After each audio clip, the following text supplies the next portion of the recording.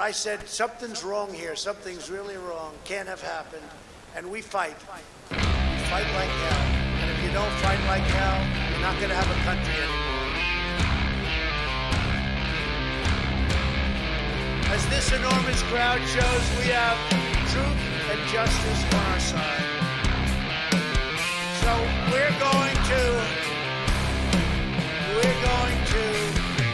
walk down Pennsylvania Avenue. I love Pennsylvania. And we're going to the Capitol. But we're going to try and give our Republicans, we're going to try and give them the kind of pride and boldness that they need to take back our country. So let's walk down Pennsylvania Avenue. I want to thank you all. God bless you, and God bless America.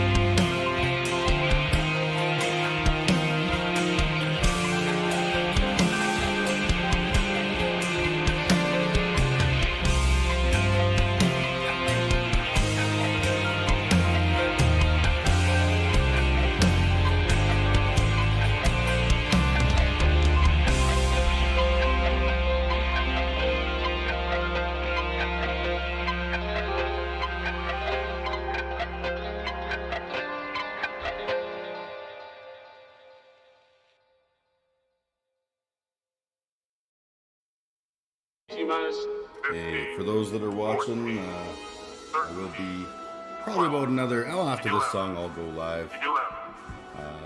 Just so y'all are aware. It's good to have people here. If you're watching on Facebook, I'll tell you, which is better because I'll see your chat easier. But I'm gonna keep an eye on Facebook anyways.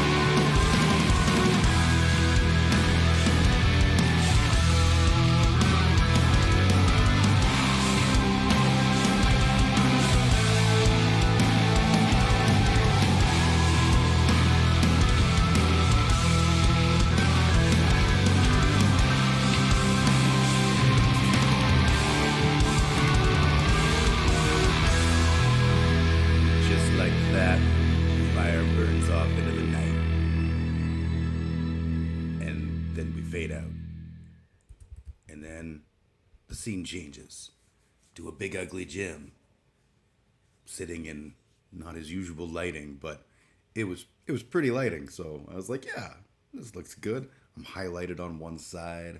Es muy macho.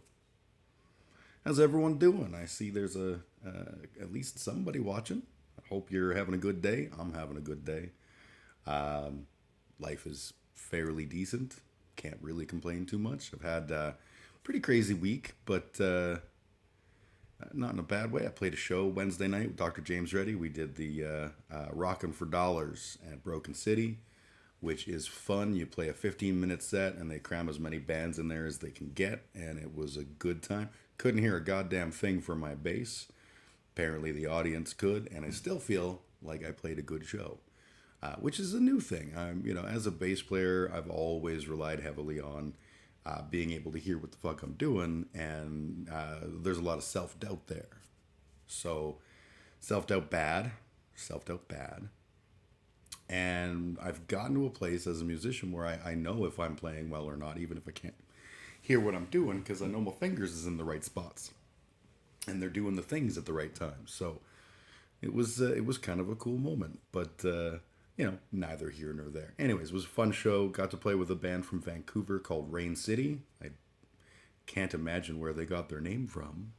They were a sweet, funky kind of band. They were on tour, and I picked up a shirt, which was ridiculously expensive. And also on there was a band called Pyrobot, which was like a super weird, like four young kids, and they kind of looked like they were all engineers. And they start playing, and they're playing like the coolest, like funky, smooth, gorgeous licks, and it's all songs about like the college life and cramming for tests and stuff. But it was like really good. It kind of reminded me of Scary Pockets in that sense of like when you see the singer for Scary Pockets and you're like, okay, this seems odd, and then you hear his voice and you're like, oh, very cool. If you know of Scary Pockets, of course, they're most notable for their fantastic cover of "Sweet Child of Mine." It just rad as heck. I'll play you a quick clip. I'm not gonna get DMCA'd or anything like that. We'll just do it quick. But let me just sweet. Oh, that's right. My fingers were on the wrong spot. Sweet child, oh mine. Funk. That's how I always find it.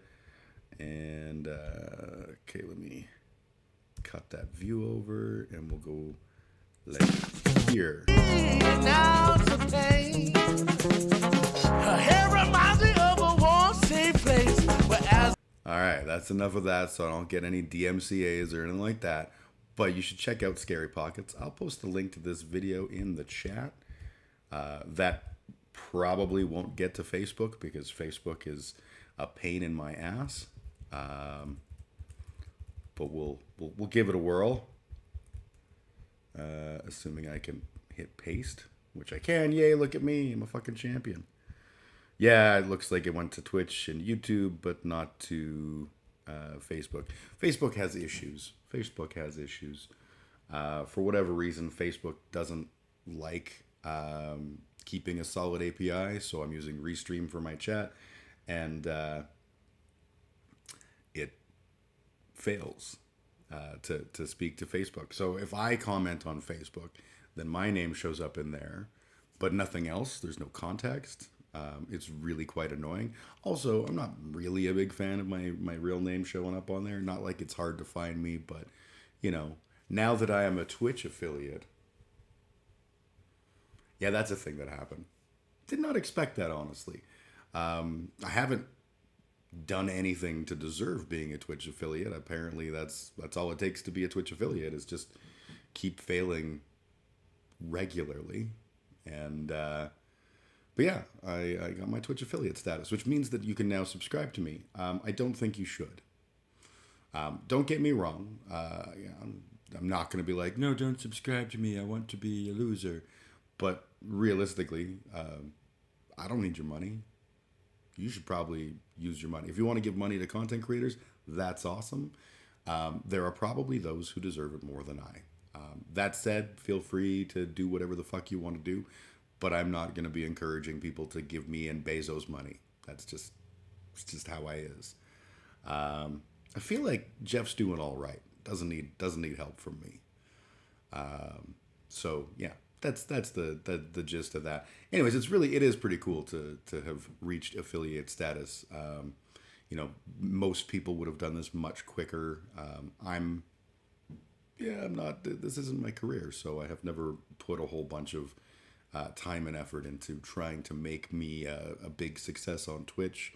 It's a weird, like, I want to grow my channel, but I want to grow my channel in, like, wholesome and loving ways. And I want to grow it in terms of, like, having conversations with people and stuff rather than, you know, whoring for the many milk duds that success provides. Milk duds? I don't know. Drinking coffee. It'll help. But life is good. Life isn't good for everybody because the world is a cesspool of filth and corruption and greed and hatred, and that's you know, that works. That works. We're doing great. No need to change a goddamn thing.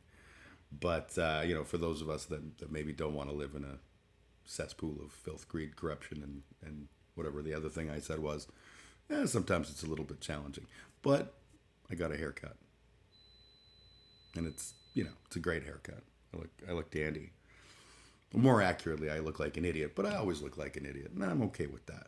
You know, I've got that confused old man vibe going for me now. You know, now that I've hit, I'm damn near 50, and that means that, you know, I'm allowed to be cool and hip and with it enough to stream, but also I can get away with having stupid hair and having a dad bod, and no one really gives a shit that I'm pudgy.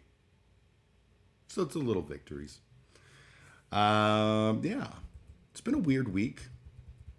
One of the things, this is more of a local Calgary news kind of vibe, but I wanted to dig in on this a little bit. So there's this new proposed development, and I don't like it, and I'm going to explain why. Let me just copy this link in, and then we'll review together, shall we? Hopefully that's not super boring, and you don't go, oh wow, Jim, that was super boring. I didn't need that in my life. But if you did, well, maybe the friends we made along the way or something. I don't know.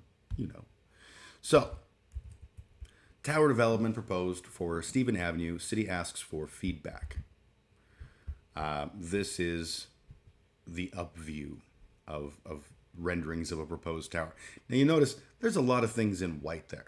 That's because they want to build Das Uber Tower and make it all like huge and big and stuff. So, a Canadian real estate developer has submitted plans to the City of Calgary to build a tower project with potential to transform the downtown skyline. That's code for we're going to blot out the sun some more.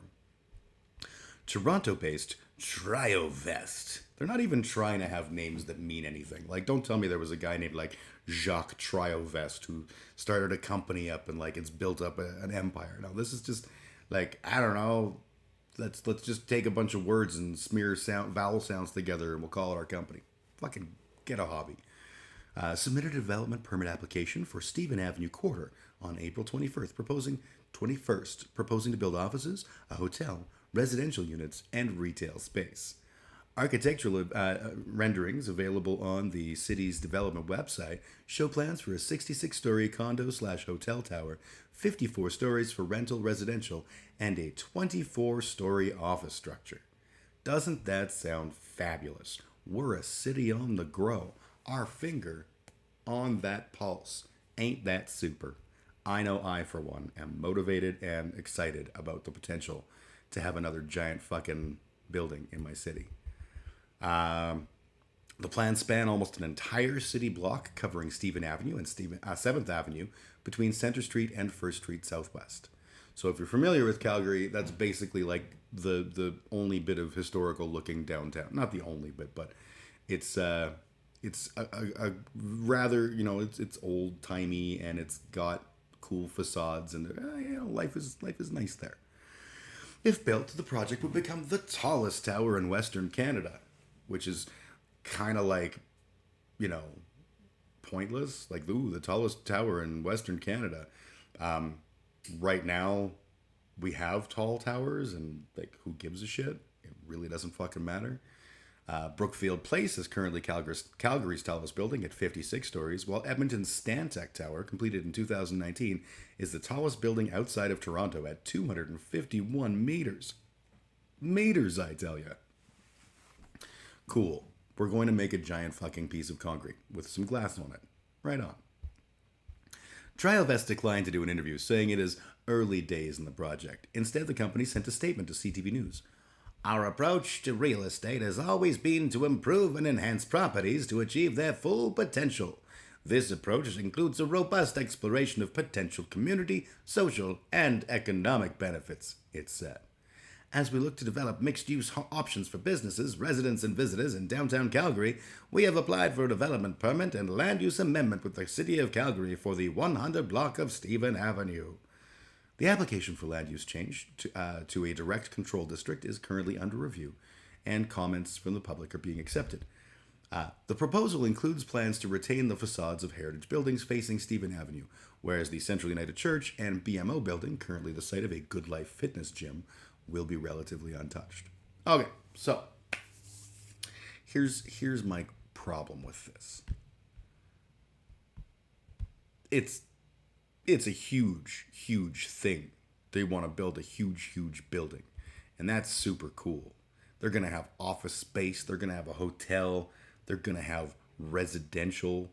Oh, sounds perfect. And it comes at a time when, Calgary is desperate for empty space. We just have so much not empty space. Wait, what's that? I'm wrong? Well, let's take a look at what this article says from 2019 October. What does the future hold for Calgary's empty office towers? When some workers return to the city's core, they might notice a transformation. Nearly 1/3 of Calgary's downtown office towers have been emptied out over the past few years, but some are seeing that as an opportunity to transform the city's core. After a year and a half of out of the office, many Canadians aren't ready to go back, and they might not ever be ready. The pandemic has left office towers across the country, or left empty office towers across the country, but perhaps no downtown core is quieter than Calgary's. Roughly 1/3 of offices in the city's core have emptied out since the price of oil crashed in 2015. A downtown vacancy rate above that number would be unprecedented in Canada, and one report has suggested it could climb as high as 34%, which could be a North American record for a major city. In other words, holy shit, do we ever have a lot of buildings that are used for stuff that are not being used for stuff.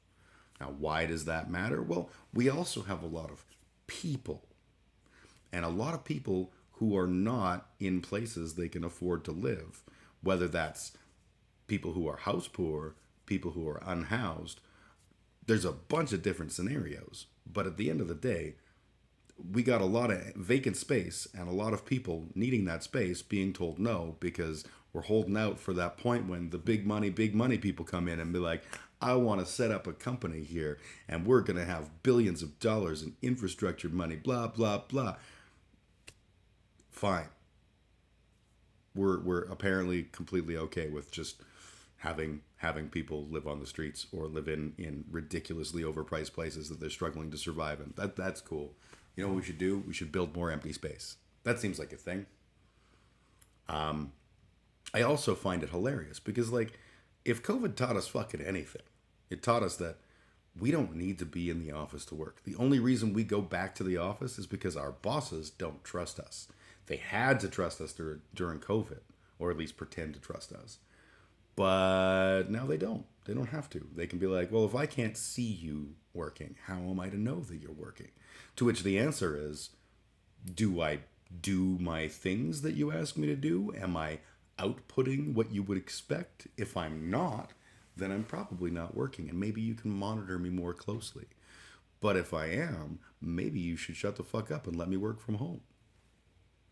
Now, I'm obviously not talking about all jobs. Loads of jobs you can't do remotely.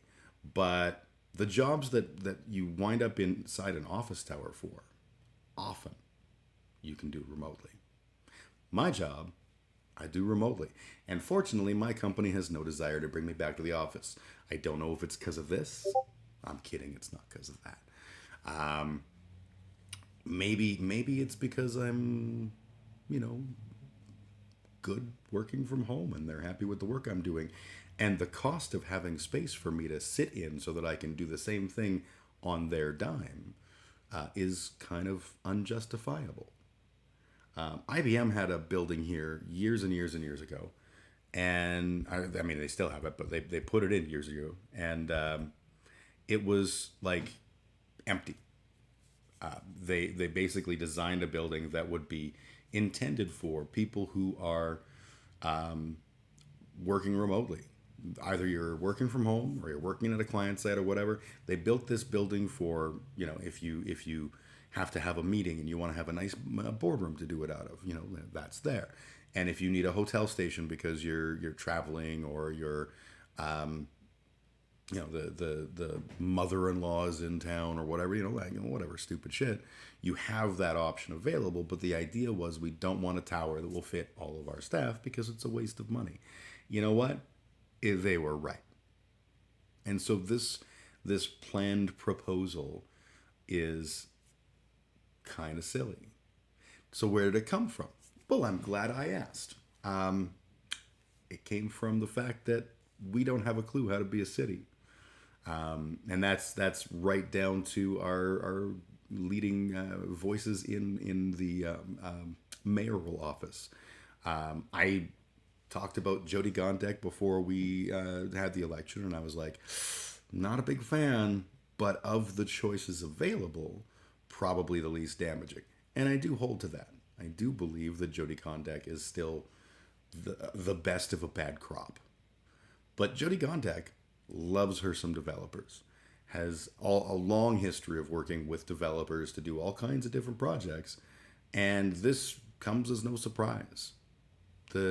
The city seems to think that as long as we keep building stuff, that will make better use of, and realistically, if you have a gigantic super tower thingy, well, yeah, you can totally, get more value from a property tax viewpoint.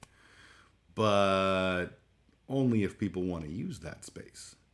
That's a thing. So that's a thing. I don't know. To me, it feels like a lack of real leadership. There are things that could be done in this city to make it a better place. There are things that are within the grasp of our local city hall to do, but they're not doing it. They're doing a little bit. Like, I believe they've done some stuff with reclaiming some of the empty office space and trying to convert to homeless space, like shelter type space. I don't know if that's true. I don't know how far down the road they've gone. But I've heard those talks. Whether they're accurate or not remains to be seen. But it's interesting. But we just keep building shit. We just keep building shit that no one's in. Like when they built the bow, it was built specifically for Encana. Encana paid for the bow. That was the whole idea. And then they split, and so it was Encana and Synovus, but they also had space in other places, and so they decided that, they would be major investors in Brookfield Place, and they built Brookfield Place. And when they moved people into, I think the way that it worked was they moved people into Brookfield, and then the bow was like empty. Cool. That's good. We have a gigantic angry phallus to the sky, like half empty. Sweet. We have too many fucking business developments downtown, and we are seeing a failure in any kind of growth in that world, right? Despite the fact that oil companies are making revenue up the bazoomba, they're not hiring, or they're hiring on a very limited scale. Things are bleak for a city that's whole worldview is based on oil will always be valuable, especially when oil is valuable, but it doesn't trickle down. I personally find the idea of trickle down economics a little questionable. I don't know that they exist. I know that's a radical take, but trust me on this one. No one's trickling. It's a thing. Anyways, I find the whole thing just kind of repellent and a whole bunch of silly. Hopefully, we will do something about it. The original article did mention that the city is looking for good quality feedback on this brilliant plan. If we go to the city's development website, no, that's just like yeah, that's not. I don't know. Finding where to give complaints to give feedback on the city site can be a little challenging, largely because I don't think they really want it. But yeah, maybe that's me being bitter. Maybe I'm a bitter old man. It's happened before. Anyways, that's my take on it. I think that it's a stupid project. I think that it's an unnecessary project. I think that it will temporarily bring a bunch of construction jobs, which is cool. But then those jobs will go away because there really isn't a need for that space. And we'll just wind up with more empty space and a shiny hotel that, I mean, are we hurting for hotels? I don't think we are. We got hotels. We got hotels downtown. We got big hotels downtown. If hotels downtown are a thing, maybe, I don't know, change the Bow into a hotel. Nah, just silly talk. Anyways, that's dumb. All right, that was a thing that I wanted to quickly sort of touch on, and that was good. I'm glad we touched on that. What else do I want to talk about? Hey, if you're watching, feel free to type in chat and say things like, "Hey Jim, here's a thing we can talk about," or "Hey Jim, you're a fucking idiot. Development is the only way company or cities grow," or whatever you want. I'm here. We can chat. That's what us Twitch affiliates do.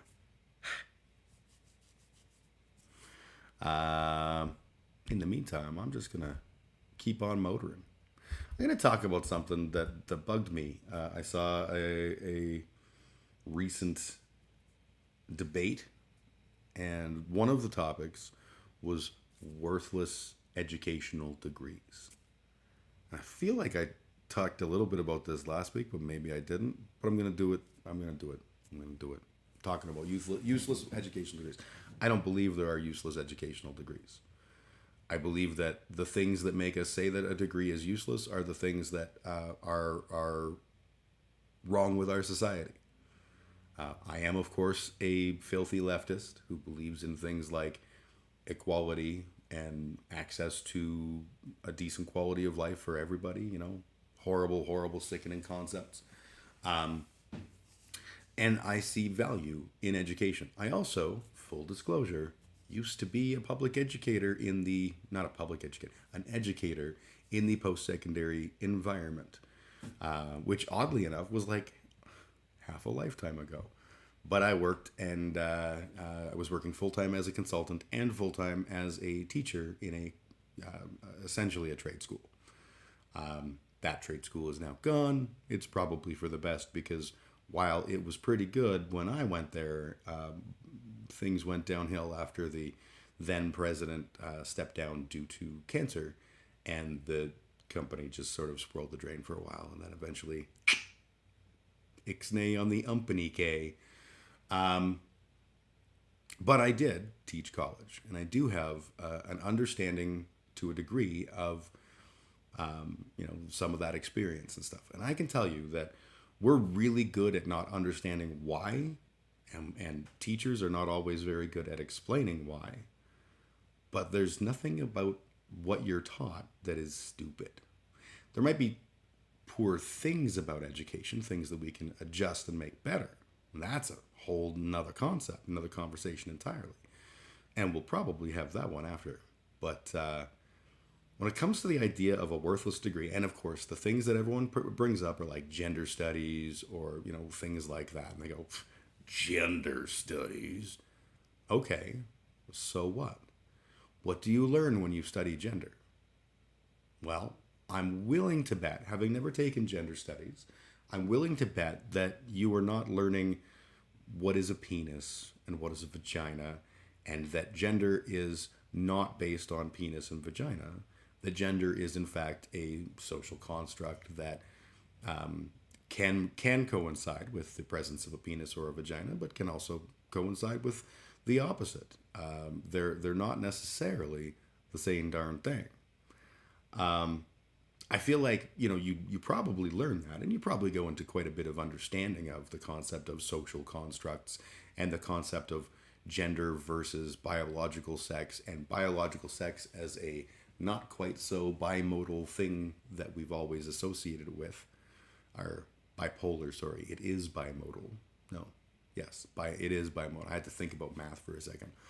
And by that, what I mean is bipolar would mean yes, no, right? There's no gray area in a bipolar system. It is binary. So either you are male or you are female. And when it comes to biological sex, there is a world of differentiation. We notice things in terms of this is boy, this is girl, boy penis, girl vagina, from a sex perspective. And we think we understand. We go, well, yeah, one of those is XX and the other one is XY. But that's not actually valid. That's the majority of people, as I understand things. The majority of people present according to those two chromosomes, and the XX or XY primarily determines the physically presenting diddly bits. But it ain't quite so simple. And so that's probably like your first week of gender studies. I would imagine that a lot of the things that you're learning are things like sociology and things like the specific history of gender discrimination and gender bias and where these things come from. And I would assume, call me crazy, that learning some of this stuff is valuable.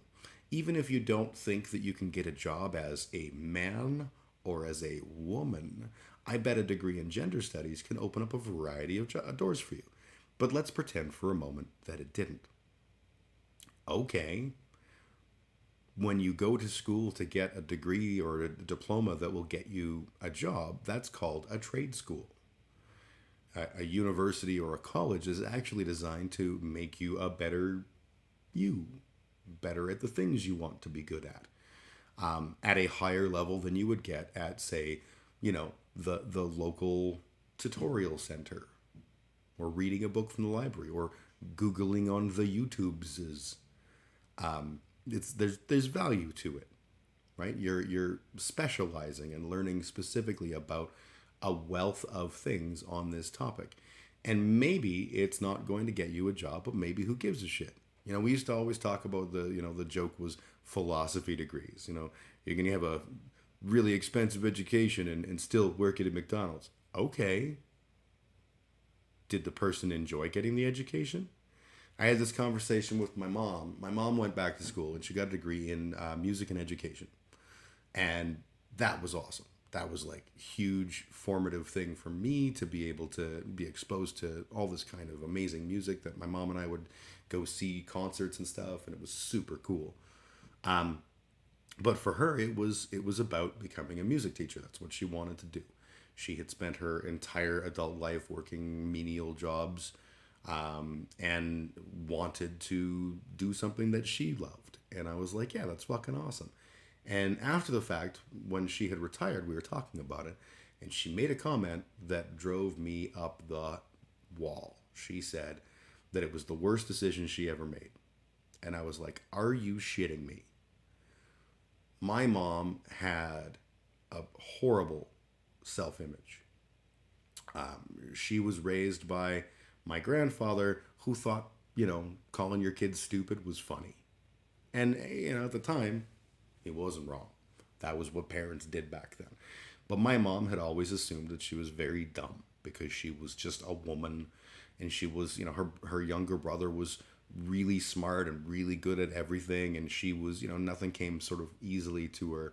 So she, yeah, of course, I'm dumb. I must be dumb. Blah, blah, blah, blah, blah. Well, she wasn't dumb. She still is. She's a very smart woman. And by the time she got herself into a position where she was comfortable with the idea of going to university, she had to do a whole lot of personal development. And it was still terrifying for her. And she ended up graduating from her program with distinction. She was a great music student. And it was You get a degree in music and education, you're going to do one of two things. You're going to teach kids how to play music, or you're going to work in a McDonald's. I mean, realistically, you're going to teach kids to play music. That's what that job is. But if you didn't do that, if you didn't want to be a teacher and you just wanted the degree in music, like, so fucking what? You probably can't take your degree in music and get a job at music and be music. You can probably make music without a degree. Does that mean it's not worthwhile? Fuck no. It's always been worthwhile. We have loads and loads of people with loads and loads of interest, and post-secondary education should allow people to explore and flourish within those interests, and that's fucking rad.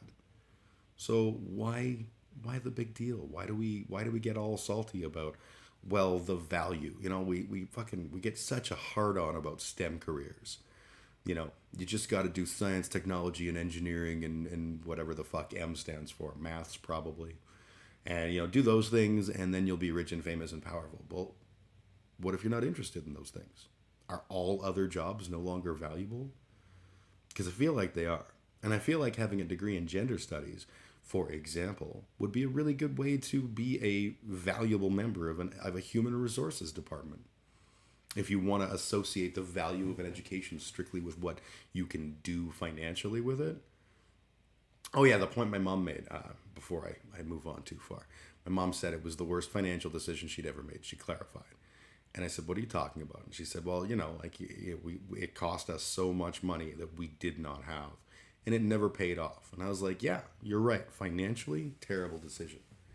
But the value to you and to your life and to the investment in your world was so much more valuable than that. Fuck money. Who cares about money? What matters is you did a thing and you're proud of that thing you did, and that's fucking awesome. So, all this talk about worthless degrees.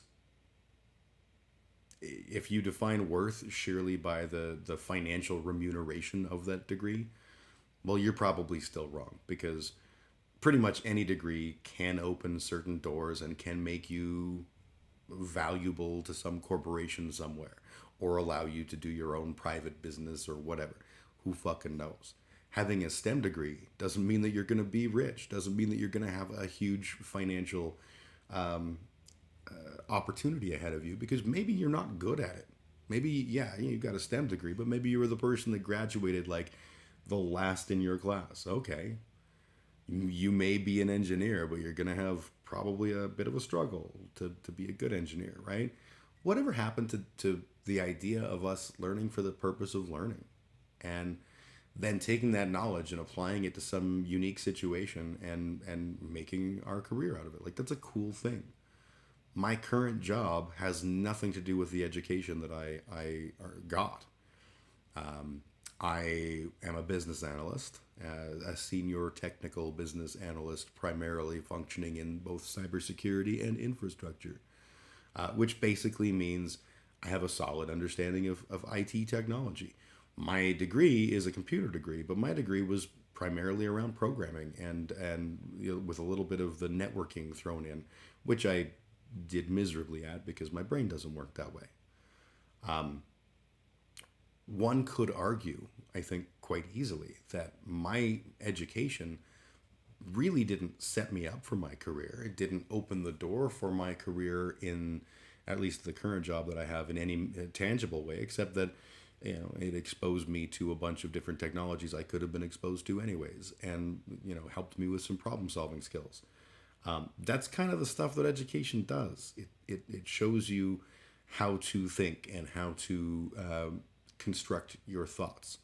Computer people are notoriously bad at writing, at least historically. I think that the current crop of Gen Zs and millennials are probably better at it than my generation was, because most of the people that did IT type work in my generation were nerds until the last couple of decades. It was a nerd thing. And nerds are not notoriously really good at written communication. So that's one of the things that made me stand out. All of the courses when I was in college that we had to take that were not core to programming, people would get all bent out of shape about and be like, why do I need to know how to write things? Why do I need to know, history and all this stuff? And it's because it makes you a better overall employee, you dumb shit. Because it turns out companies want more than just your ability to program. They expect you to be able to have a conversation with a person, or do requirements gathering sessions, or present to the board of directors. If you can't do those things, that's a strike against you. Having a degree that doesn't directly result in going to the Institute of Gender Studies and getting the entry level gender studies job, so the fuck what? Second off, we got to stop with this idea that if you don't have a post-secondary education, you're a worthless garbage human who deserves to die. That's not very pro-life. I got a degree. I got a degree for probably poor, foolish reasons, but it worked for me. But that doesn't mean it works for everybody. And it probably shouldn't work for everybody. A lot of jobs don't require degrees. A lot of people I know have careers that don't involve having gone to college to get some kind of certification. And they're good people, and they're smart people, and that wasn't the road they wanted to take. That's cool. I don't get it. Earbuds. I loved that movie, Earbud.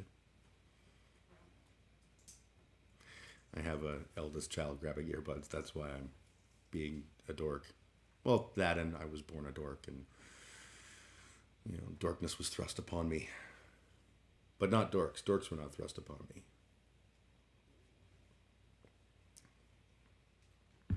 So what can we do better about education? Well, that's I think a whole interesting, fascinating conversation, right? First off, I am concerned about the idea that if we establish this unnecessary baseline that says that you have to have a degree in order to be employable, what does that say to the value of a degree? If everyone just needs to have one, then they don't mean anything. Second off, I think the way that we're valuing education is dumb. And I think that the way we're doing education largely has some real holes. Using my mom's program as an example, I remember her studying for an exam. And her exam, they would put on a record, they would drop the needle, give it 15 seconds or, whatever magic number. And my mom would have to listen and say, okay, so this would have been the Baroque period, and it would have been it's clearly Chopin, and then it was the Sixth Symphony of Chopin, and come up with write down to what aria, whatever the fuck, what movement within the piece, all of that kind of stuff. And I said at the time, what is the value of that? And my mom laughed and said, well, they got to test us on something. Do they? Yeah, they've got to find some way of weeding people out because that's how our system is designed. But why is it designed that way? That seems stupid.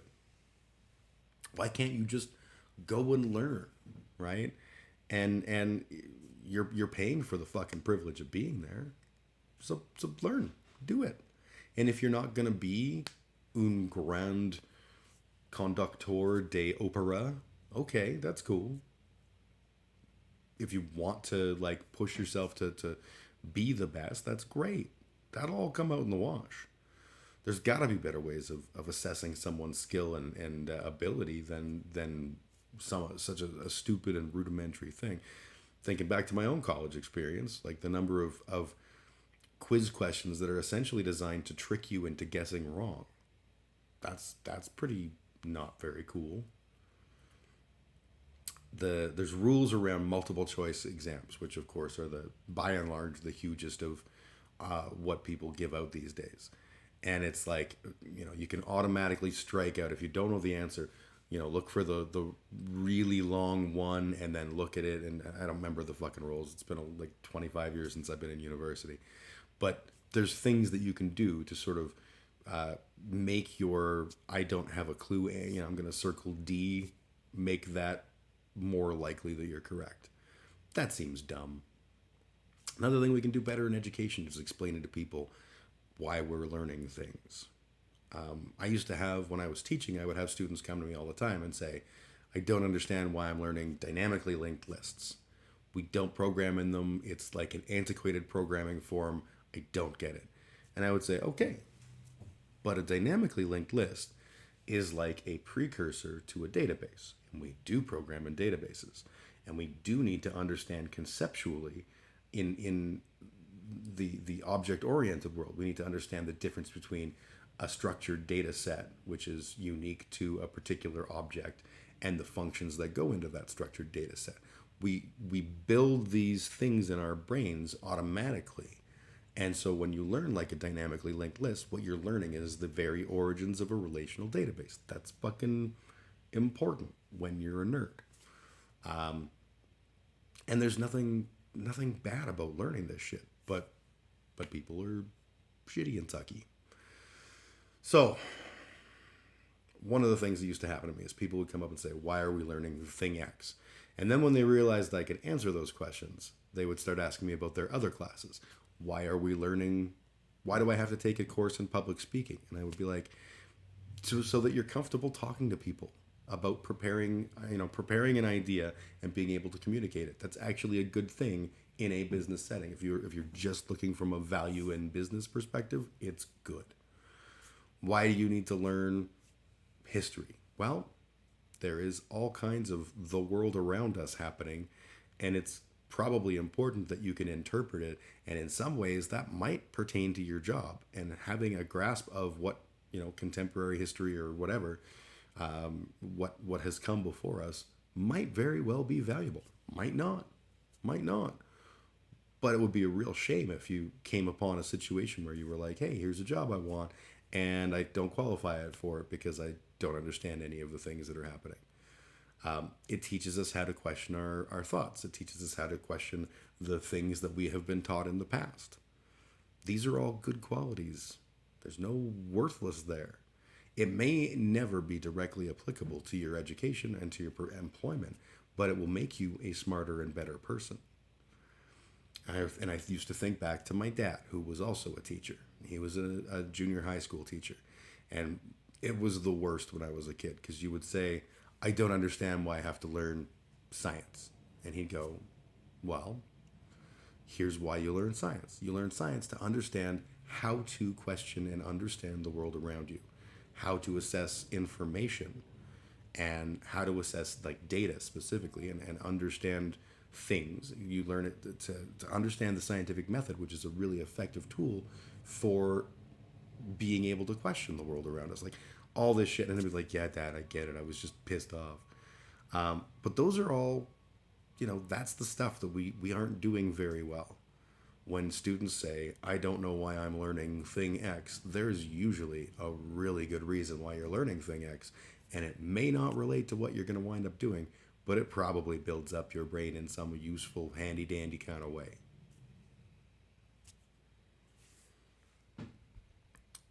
So that conversation about what was valuable education and why are we even teaching education that isn't valuable really rubbed me the wrong way, just because I don't believe in it. I believe that all education is valuable, and I believe that all the people who want to learn stuff should be able to. I do think education should be free. I do think it should be, there should be some mechanism to make it accessible to all people. I don't mean that you should just be able to go into school and never do anything ever again, and the government just pays for you to live, because that's not the system we live in. But I do think that there's something that we can do there, right?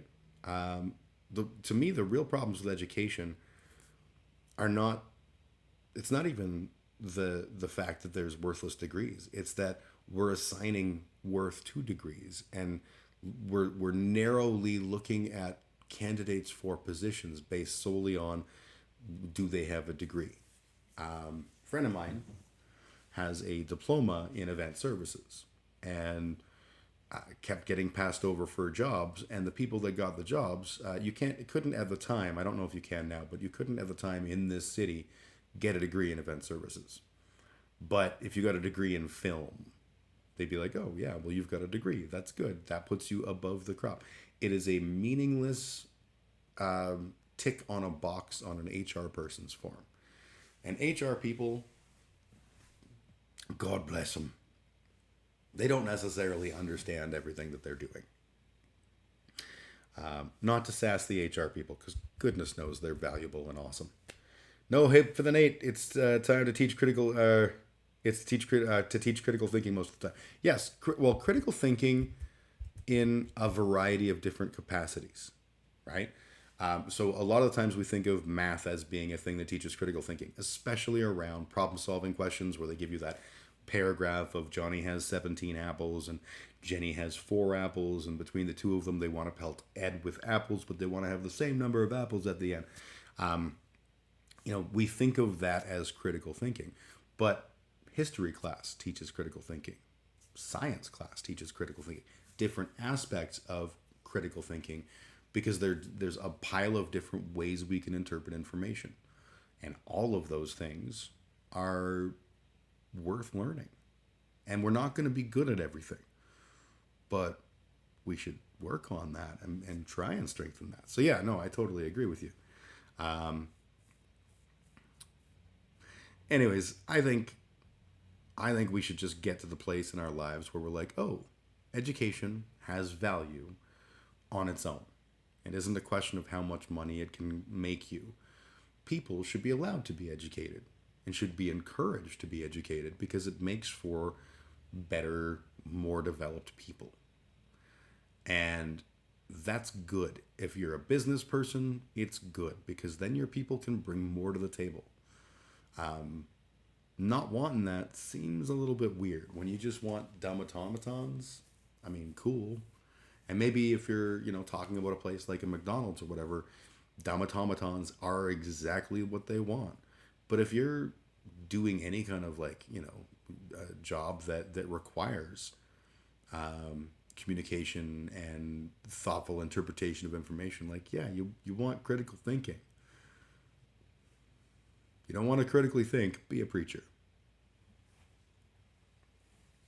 Education should be valued for more than it seems to be. Yeah, it's currently, we've literally lapsed into this place where we think of education as the necessary step to get the job I want. And I don't get that. I actually, a little while ago, I give good massages. I have strong hands from all the being alone and single.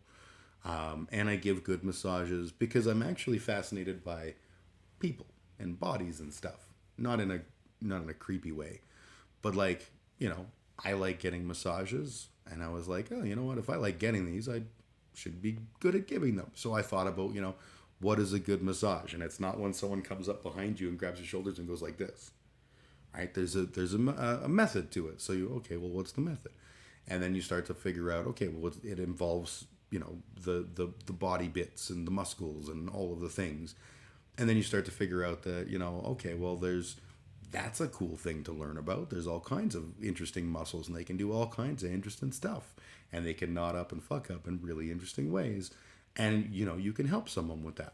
People who have pain, sometimes it's nice to have a little massage. So I was like, that's kind of cool.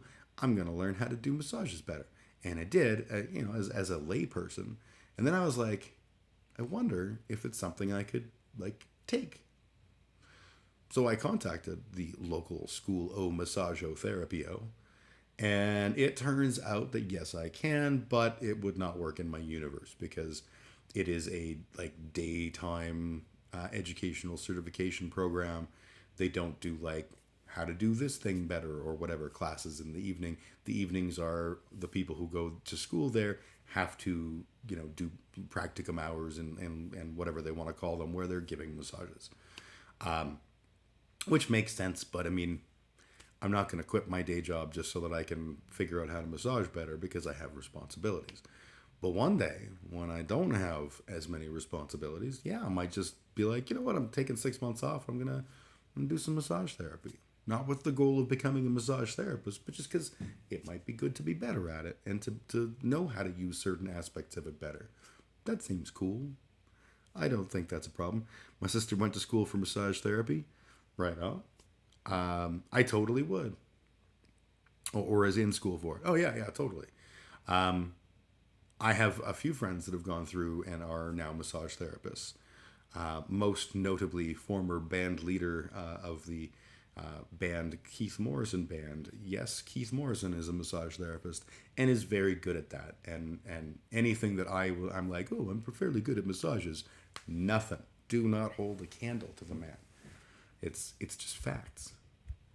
There's a lot of stuff you need to learn in that program, every muscle in the body and how they work together. Yeah, absolutely. Like it's you are learning anatomy and like collegiate level understanding of the skeletal muscular systems. And I know this because I went down and had a little, where they show you the school and they go, oh, here's some of the software that we're using and here's some of the things that we're doing and here's why our school is so cool. Can we sign you up now, please, please, please?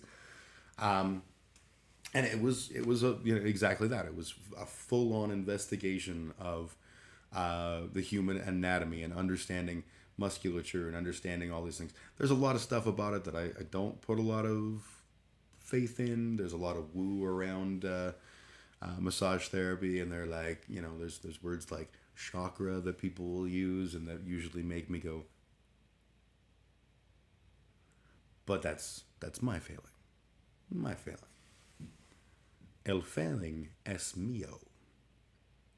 Anyways, I don't think there's such a thing as a worthless education. I think that's a silly concept, and I think that we should do teaching better and we should do education better. And part of that is if we can remove that concept of education as a barrier to employment and focus instead on, you don't have to maybe get a degree in a topic to learn about it and to, effectively learn in that kind of a setting. Cool. Right on. We do it throughout our professional careers. I've gone on courses and things through work and done, private courses as well. And those things are good. With the topic of education, I watched a Johnny Harris video yesterday on the dead body trade. The whole donating your body for science or being an organ donor. It's amazing what bodies are used for after death for both proper education as well as other odd things. Totally. I remember hearing about someone who donated their body for science, and then their family was horrified to find out that they were used as a crash test dummy. And the family was very upset about oh, that's not what Joseph wanted, or whatever the person's name was. And first off, probably not. But probably, yeah. If you think about what Joseph wanted, he probably wanted his body to be utilized as a form of study that would allow for people to, learn things. Well, crash test dummies do that. People who are, actual bodies in a crash simulation will have a whole pile of really valuable, worthwhile information. I read this book. What's it called? Stiff. I think it's Stiff. Let me see if I'll Google it real quick. Or the guy who was dissected in front of a live ticket-paying audience in, I believe, Pennsylvania. I hadn't heard about that one. I'm not saying it's good or bad. I don't know anything about it.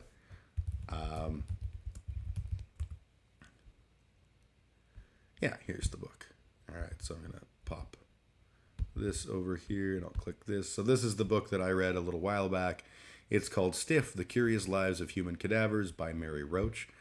Really, really enjoyable read, and it's all about things you can do with your meat sack. Oh, wait, I didn't push that button. There, that's important. I pushed that button now. All the cool stuff that you can do with your meat sack when you no longer live inside of it. And what I took out of that was I was like, oh, I'm going to donate my body to science. I'm going to specifically donate my body to the cadaver lab at whatever the university that I live near will be. And I thought that was the perfect answer. Then I found out that the University of Calgary has rules about what bodies they will take, and if they are biologically male bodies, then they want them to be 6 feet and under 200 pounds. Both of those are a bridge too far for your old pal Big Ugly Jim. They don't call me comfortable fits in a box Jim. That's a thing. I don't know, if I live to be old enough, I might shrink enough to qualify, and I might also, waste away enough to be able to qualify. But in my current frame, I do not qualify. So I honestly don't know what I'm gonna do with my body when I die. I'm all for, being an organ donor. That's 100% cool by me. If I don't come up with a better answer before then. What I liked about the idea of donating my body to the cadaver lab was that instead of saving a person, I would be instructing a surgeon who would save lots of people. And then people go, yeah, but what if you get the dead surgeon who doesn't make it through the program, and then you're just the body that got wasted? And I'm like, fuck off. First off, they're still doctors, or they're maybe they didn't become a doctor, but I tried here. Like I can't force them to donate me only to the toppest studentist. That's just not how the world works. That was the oddity that led to the research in the video. He then went into how different countries use human cadavers, the different processes in North America, and how a vast majority are actually very respective of the people's families and bodies. But there are some that aren't, and some that have their parts of their bodies used to test bomb impacts or other less than ideal things that you wouldn't want to be used for. And I get that, but I do feel like there's a bit of a you spends your money, you takes your chances here. Like, it's still research. And if let's say I was an anti-vaxxer and I donate my body to science and they use it to test vaccine resiliency, and my family goes, well, that's not what Jim would want, and then the scientists go, okay, tell him to call me. Like, I do think it's fascinating, and I do think I've always found it really strange the strong association we have with this, what happens to this sack of meat that we live in when we no longer live in it. Because as someone who, I was 18 when I sort of embraced my own atheism, or began to embrace my own atheism. I've not believed in a soul for a really, really long time. I've not believed in any magic purpose of the body except as a thing that holds the brain, and the brain is dead at that point. So, kind of done. Hey, my name is Alice Bro is now following. Hello, my name is Alice Bro. Hope you're having a good day. I hope you enjoy. We're going to be hanging out here. I'm doing well. It's a slow stream today, but I've got my buddy No Hope the Nate in, and we're chatting. My name is Alice Bro. Feel free to join in. 100% the fact that your body can be used in so many different ways is amazing. From extremely beneficial medical research to becoming the fat in lip injections, we're interesting sacks of meat. Yes, we are. One of the things that I find really fascinating is the people who want to, like, I think in Sweden you can do this where you can donate your body. Haircut is so cool and nice to meet you. Well, thank you very much. I used to be able to say I do it myself. I shaved my head for like 25 years, and then when I grew like the mohawky thing that this started as, I was doing it myself. But the truth is now I go to a barber for the first time in 25-ish years. So I'm very, very fancy in that regard. Yeah, so what was I saying? The people that want to, like, Sweden does this where they will recycle your body or compost your body, and they have like a process by which to compost you. And I kind of get that. Like, to me, the silliest thing to do is put chemicals so that I don't rot, and then throw me in the ground where I'm supposed to rot, and the worms will come in and be like, oh, this one's a little chemically, I'm not into it. That's a thing. I don't understand the value of that.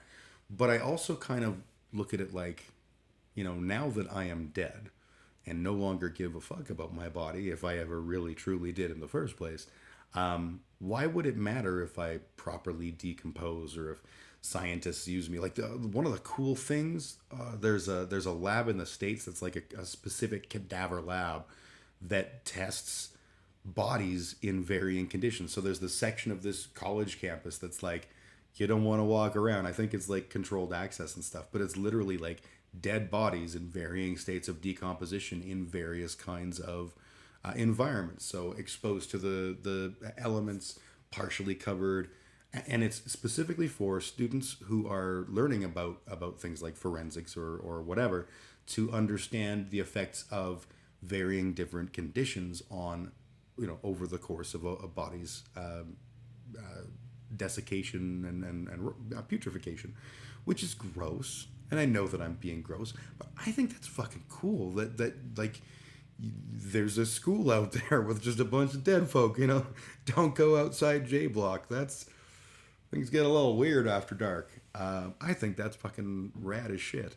And things like the becoming lip injections or soap or whatever, like, yeah, that's a little bit weird, but like, gotta use the material somehow. If we decompose, that's cool. It goes back into the earth, and aren't we are all just like Gaia? Ooh. But like, if I could be in some supermodel's lips for being the reason that her smile is pouty. No, I'm just kidding. I wouldn't want to do that. That's not a goal. Holy shit, fucking ads, Jim. You're definitely Twitch affiliate. Is it playing ads? This is my first like actual real sort of stream since becoming affiliate. I did try and stream, and I sucked really bad. One person was watching the whole time. I was playing bass, and turns out something has changed in the way that OBS works with Reaper now. So it was literally just like I would talk, and then you would hear, but you couldn't hear the backing tracks. You couldn't hear anything. I was like, this is cool. I'm so good at being a musician. Yeah, I got Twitch affiliate last week, or like last Sunday, I think. So big time deal now. Rocket ship to the moon. And again, do not feel the need to subscribe to me. That is now something that you are physically capable of doing. As I always say, I don't do this for money. I don't do this for, mad success and power. This is literally a thing I do just for fun. If you want to subscribe to people, I would suggest subscribing to other people. I'm good people. Following is awesome. If you want to subscribe, I'm not going to be like, no, don't do that. But it's not something that you need to ever feel like you need to do. As long as you don't mind getting ads or whatever the fuck Twitch is going to do now, we're good. We're good, Holmes. I love how some countries... Oh, by the way, I am Canadian. Welcome. It's good to see you. I love how some countries actually have the students refer to the cadaver as their teacher or their professor, and some students will even reach out to the families to get to know the person they learn from a bit better. That is kind of cool. I don't know how I would feel about, if someone called me up and they were like, hey, so you're Merton and Margaret's grandson. I've been digging up their bodies and doing things with them, and I just wanted to get to know. I actually, obviously that's probably not how they would phrase it. It's probably an interesting conversation now that I think about it. That is cool. I like that. When I'm dead, I won't care. Use it all, then put it in a paper bag and toss it in a ditch. Then name the ditch. Herein lies a ditch pick. Well, I wouldn't say that the last part is going to be a thing that I do, but I would definitely learn as much as I can from you. I am Canadian, and then whatever's left, I'll feed to my dogs. I don't even have dogs, nor can I learn. That's bass, 5-string. Yeah, it's my 5-string bass. Now only subs will be ad-free. Yes, I guess that is a thing. I don't know what kind of, is it going to do, top of the hour ads, or, I literally have no idea. So, I don't know. It's a whole new world. I think I can also leave the program if I decide that it's not worth it. Again, this is not a motivating thing for me to be rich and powerful. I will never be Hassan. I'm almost 50. There's no way that the world needs an old-timey grumper like me being like, let me tell you kids today, I have a drama stream for you. Yes. That's not important. I just do this because it's fun. So if it works out that it's annoying to have all the things, I'll just undo. Control Z, baby. What's nice is you can adjust the frequency of the ads, so if you find they happen too often, you can reduce them. Okay, do keep me posted in chat if we're now at an hour and technically an hour and 15 minutes because I did the 15-minute pre bullshit music thing. So when you're seeing ads, let me know so I can be like, okay, and I'll keep like a list and be like, wow, that's a lot of ads. Because again, I'm not motivated to make the monies here. You're an earner now, Jim. Leave the program just means they monetize without consideration to you. Take it. Ads won't kill this. Woot. Okay. We'll obviously talk about this a bunch over the future. Hate the ads, not the Gene. Yes, the Gene is unhateable. I love how Hassan went from TYT intern and Sink's nephew, Cenk. Is it Cenk? Cenk.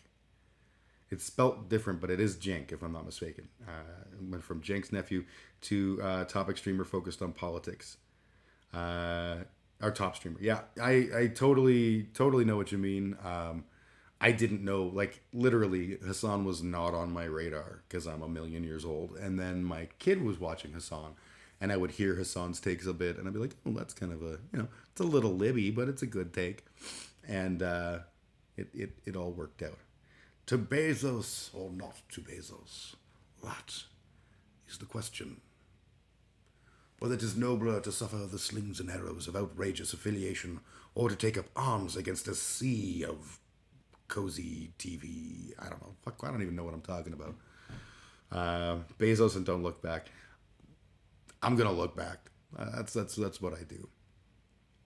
And I don't feel like I am wrong in that one. I think I don't begrudge Bezos for being the rich monster piece of shit, horrible fucking scumrod that he is. I think it's great. The world needs horrible, awful, genuinely evil people who have PR departments to make them look like they're really good. And I'm glad that I can help support that. Go capitalism. He and Anna were the two people on TYT that I felt actually just let loose when they needed to on topics. I tried to watch TYT, honestly. There were times when I really enjoyed it, but for the most part, I don't really like Cenk's on-air personality. And Anna, I quite enjoyed. I don't think I ever saw Hassan's intern when he worked when he had his stuff on there, so I can't speak to that. But like Jimmy Dore, nah, I'm good. Even before he went full boomer, nah, I'm good. I think all the billionaires have earned it, and we just need to pull up our socks and do the work. Yeah, I got some bootstraps on order from Amazon. I'm gonna be pulling myself up to them real soon. Can't wait. I just stopped after the first Trump election. Yeah. You mean stop watching TYT? I had given up on it long before that. It was one of those things where I would like subscribe to TYT and then immediately get bored with being subscribed to TYT, and then I would unsubscribe, and then I'd see some TYT thing and be like, oh, I used to subscribe to them. Why don't I do that anymore? You know what? I'll give them a subscribe. And then the cycle of life repeats. Hakuna Manana.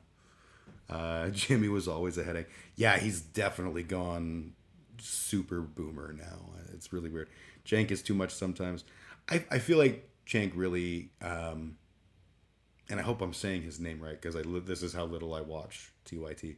But I feel like he's good at the character that he plays, but I'm not a fan of the character that he plays. He used to make one good point out of 10. Jimmy Dore, yep.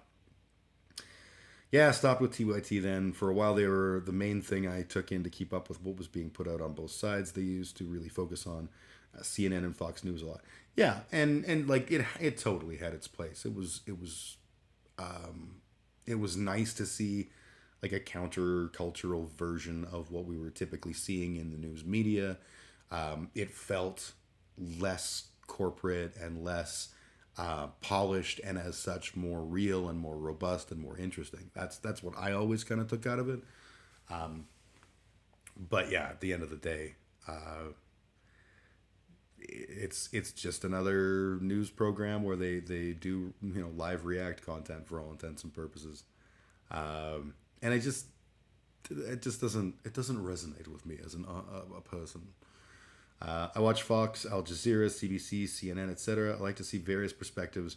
In the case of Fox, I want to know what talking points I need to prepare to fight. Honestly, yeah, that's very valid. I literally the only time I watch the news is when I go to my best friend's house because they'll have the news on when I'm there, and we generally don't watch, but we'll pay attention when there's interesting things.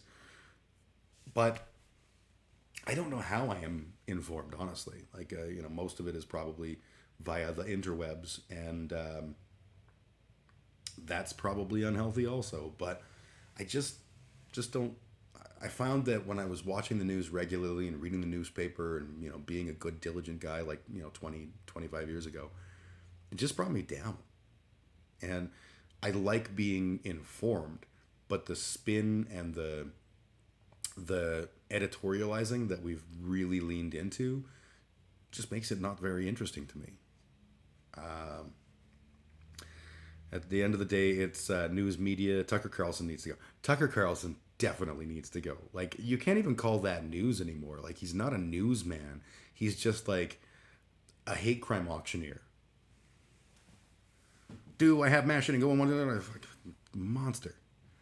Lots of alternatives, i.e. Twitter, friends and family, other forums. I'm just a bit of an adrenaline junkie and a masochist. Yeah, that's fair. I'm old, so I Facebook rather than Twitter. I do have a Twitter. It's new. I am not a Twitter champion. But, yeah, I enjoy it. I don't get a lot out of Twitter because I feel like, you know how when you're old and you're like, here's a new thing, I should try this. And you try it for 8 seconds and then you go, well, I'm not an expert at this. I should just not care about it anymore. That's kind of like, I'm like the 12-year-old with the new guitar, but I'm like the 48-year-old with Twitter. I use it. I just don't put any effort in. At this point, TikTok has more viable reporting. Oh, and it's got dances. I tried so hard with TikTok. I tried. I have the app. I tried. Couldn't do it. Every time I would find good content creators and I would enjoy their content, and then sifting through the amount of bullshit, I was like, I don't have this kind of free time. I'm a single dad.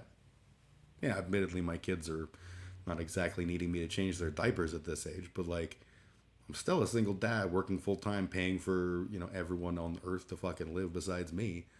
I don't have time to sit on TikTok and be like, oh, hey, here's a video of someone speaking as a computer with a nice voice. That time when I did a thing, haha. Like, it's just not for me. It's just not for me. And I can't dance for shit. That's not true. I'm a great dancer. At times I have to turn it off. Fuck Tuck. All I can do is Twitter. On Twitter is call Theron Fleury or Jason Kenny an idiot. Yes, and those are valuable services. I would add Sean Chu into that. You can always feel free to retweet Fire Sean Chu. Because he's pretty much a living, breathing testicle. Or Chandro or any of those people. I have channel bits now. I don't know. Oh, yeah. Oh, bits. Yeah. You can buy bits and throw bits at me and stuff. But again, don't feel motivated. We'll post this on Discord. Perhaps a future item. NFTs are as stupid as you think. Or aren't as stupid. Oh. Well, I'm curious. Don't be a bit stupid, bits. Bits is a funny word. I remember... I think it was like a million years ago when I was a young man. I think there was a program called, a food product called Nut and Honey, and the ad campaign was all like, "What are you eating? Nut and honey." Whoosh, because haha, domestic violence. Lol. Thanks, marketing. And some corporation news group TV comedy. I don't remember where it came from. but they made a really thoughtful parody of it called like Nuts and Bits. And so exactly the same joke, but just they got to say bits, which sounded like bitch. NFTs aren't as stupid as you think they are. They're much stupider. Investing in is like that. Yes, okay, that I was actually like, where could you possibly be going with this? Because NFTs are stupid, and it's not old man boomer going, well, I don't understand the kids today. They want to invest in things that don't make sense to me. Why, when I was young, we bought actual paper stocks of corporations, and that gave you a share that you could go to a shareholders meeting and have a conversation and express your viewpoints about the direction of product development. No, not what I'm doing. Just when I saw people were buying Bored Ape pictures, and I was like, that seems dumb. And I thought maybe it's that I don't understand. Maybe I'm not out of touch. That's cool. I can learn. And then I read stuff, and I was like, because it wasn't that I was out of touch. It was that it was stupid. I hate freedom investments. I hate freedom in general. Freedom's just another word for nothing left to lose. Yeah, and I'm all for people flushing their money away.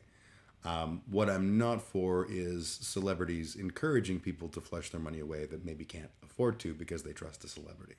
That bothers the shit out of me. But tech bros, they can go broke. I don't care.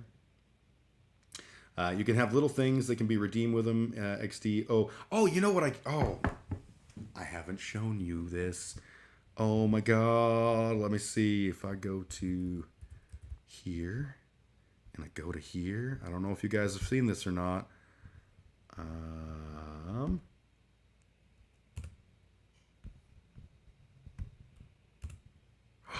Look at that. That is my emoji. You can emoji with me.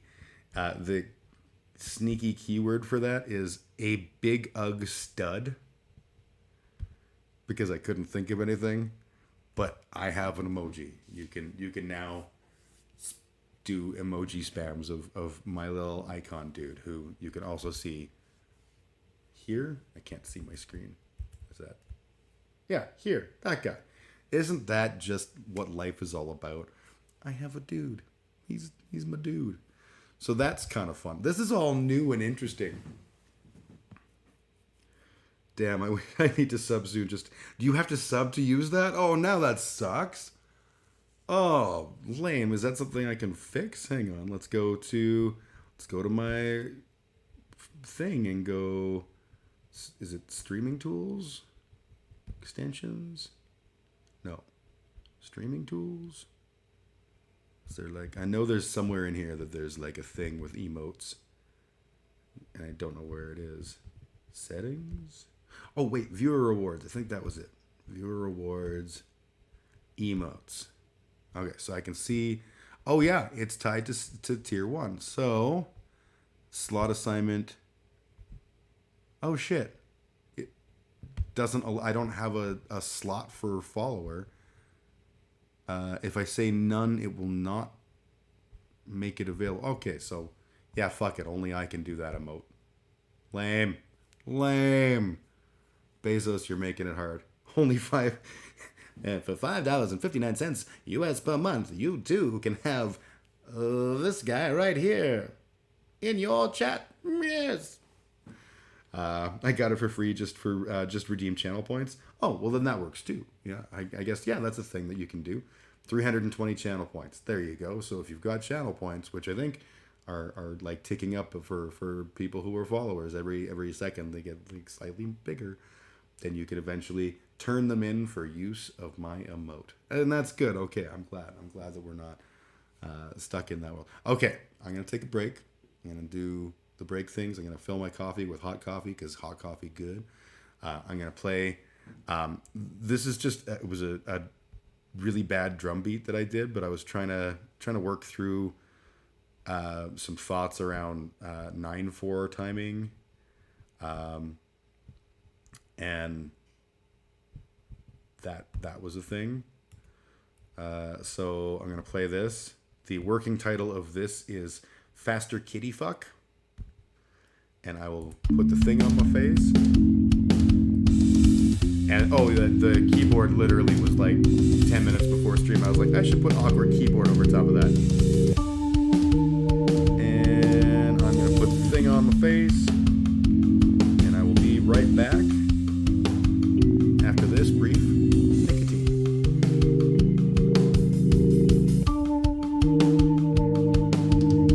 Why am I like this?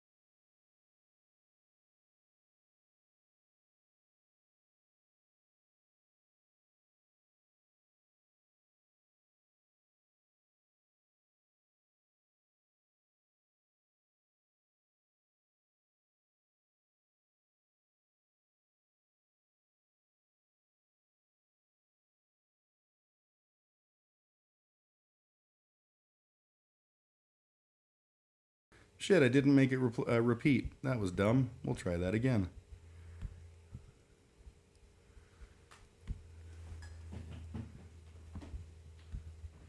Highlight all of this stuff with my highlighting powers. And then click that and that. And go back to the start. And in theory, that will repeat now. Now I'm going to go the thing that I do.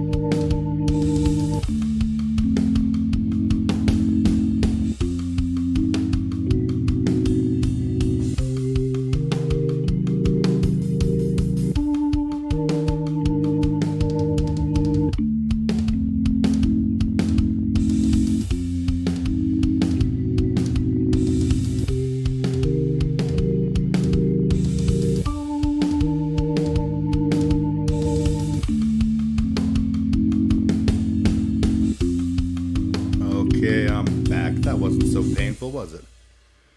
Well, probably was. I was playing music. I like music. Music fun. Anyways, welcome back. Not that you went anywhere, but I went somewhere. Unless you did go somewhere, in which case, welcome back. Question for you. In my Yay, I'm an Affiliate first stream ever, I recorded a bass line for a new unheard Bodies of Everest song.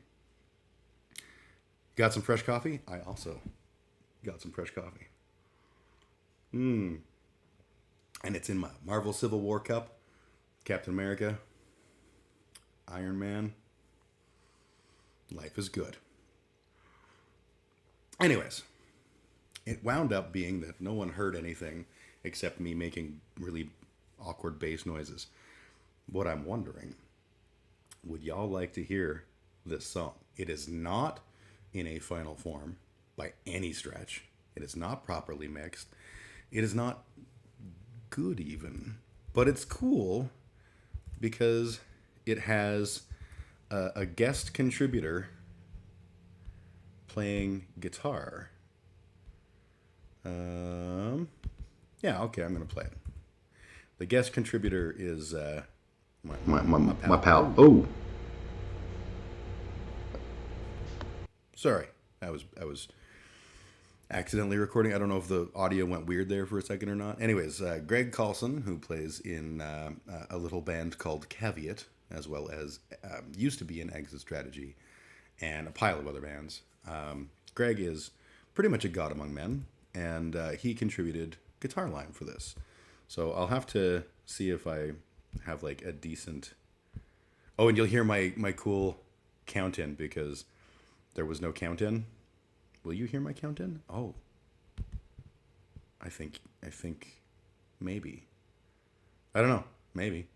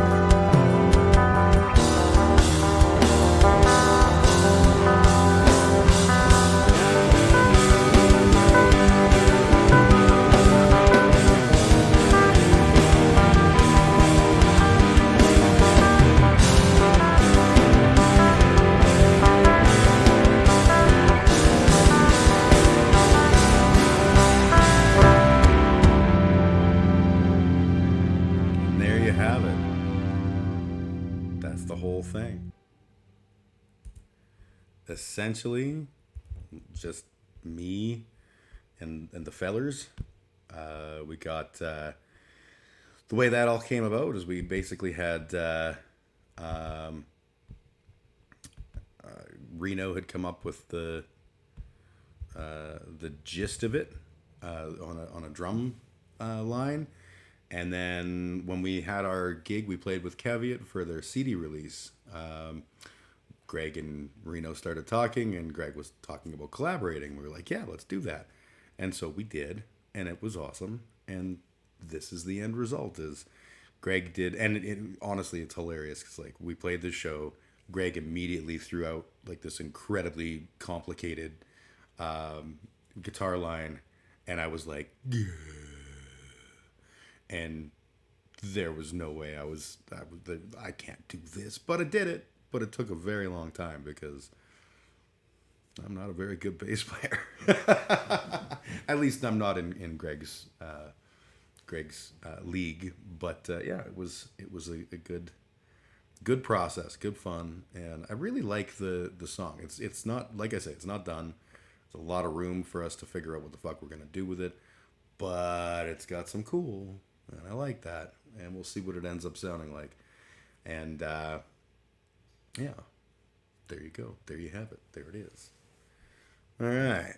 What else was I going to talk about today? I had thoughts. I'm going to be a monster. I made a PowerPoint presentation. So, we're going to do my PowerPoint presentation. Here we go. Conservatives say the only thing that stops a bad man with a gun is a good man with a gun. Here are some men with guns. I don't know if you recognize them, but these are police officers that were down at that Texas elementary school. Why did these men with guns not stop the bad man with the gun? Is it because they weren't good men? So why are they still cops? Any thoughts on what the answer to that why question is? Because I have an answer. It's because all cops are bad. Now, when I say all cops are bad, I don't mean that all police officers are terrible people. I don't believe that. I don't believe that people go into being a police officer because they're jerks. But I do believe that all cops are bad. I believe that because of the way we train them and the way we use them and the way that we rely on them as the sole answer to any kind of problem. When we have issues, mental health issues, homelessness, poverty, we don't have a better answer than send in the police, who then come in and hurt people. Because that's what they're trained to do. It's, you know, the old adage that if you're a hammer, everything looks like a nail. It's kind of this thing we're in. So police officers are the authoritarian arm of the state. This is facts.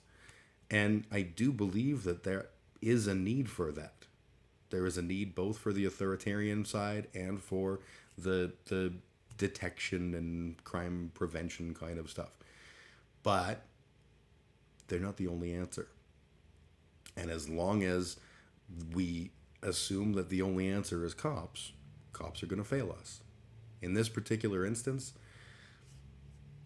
the good man with a gun thing just didn't seem to work out. And I personally believe very deeply that those were not good men. That said, they're trained. Hassan was talking about this, and he's like, you know, all that warrior cop training shit starts with the basic premise that you have to come home at the end of the night. You have to come home safe.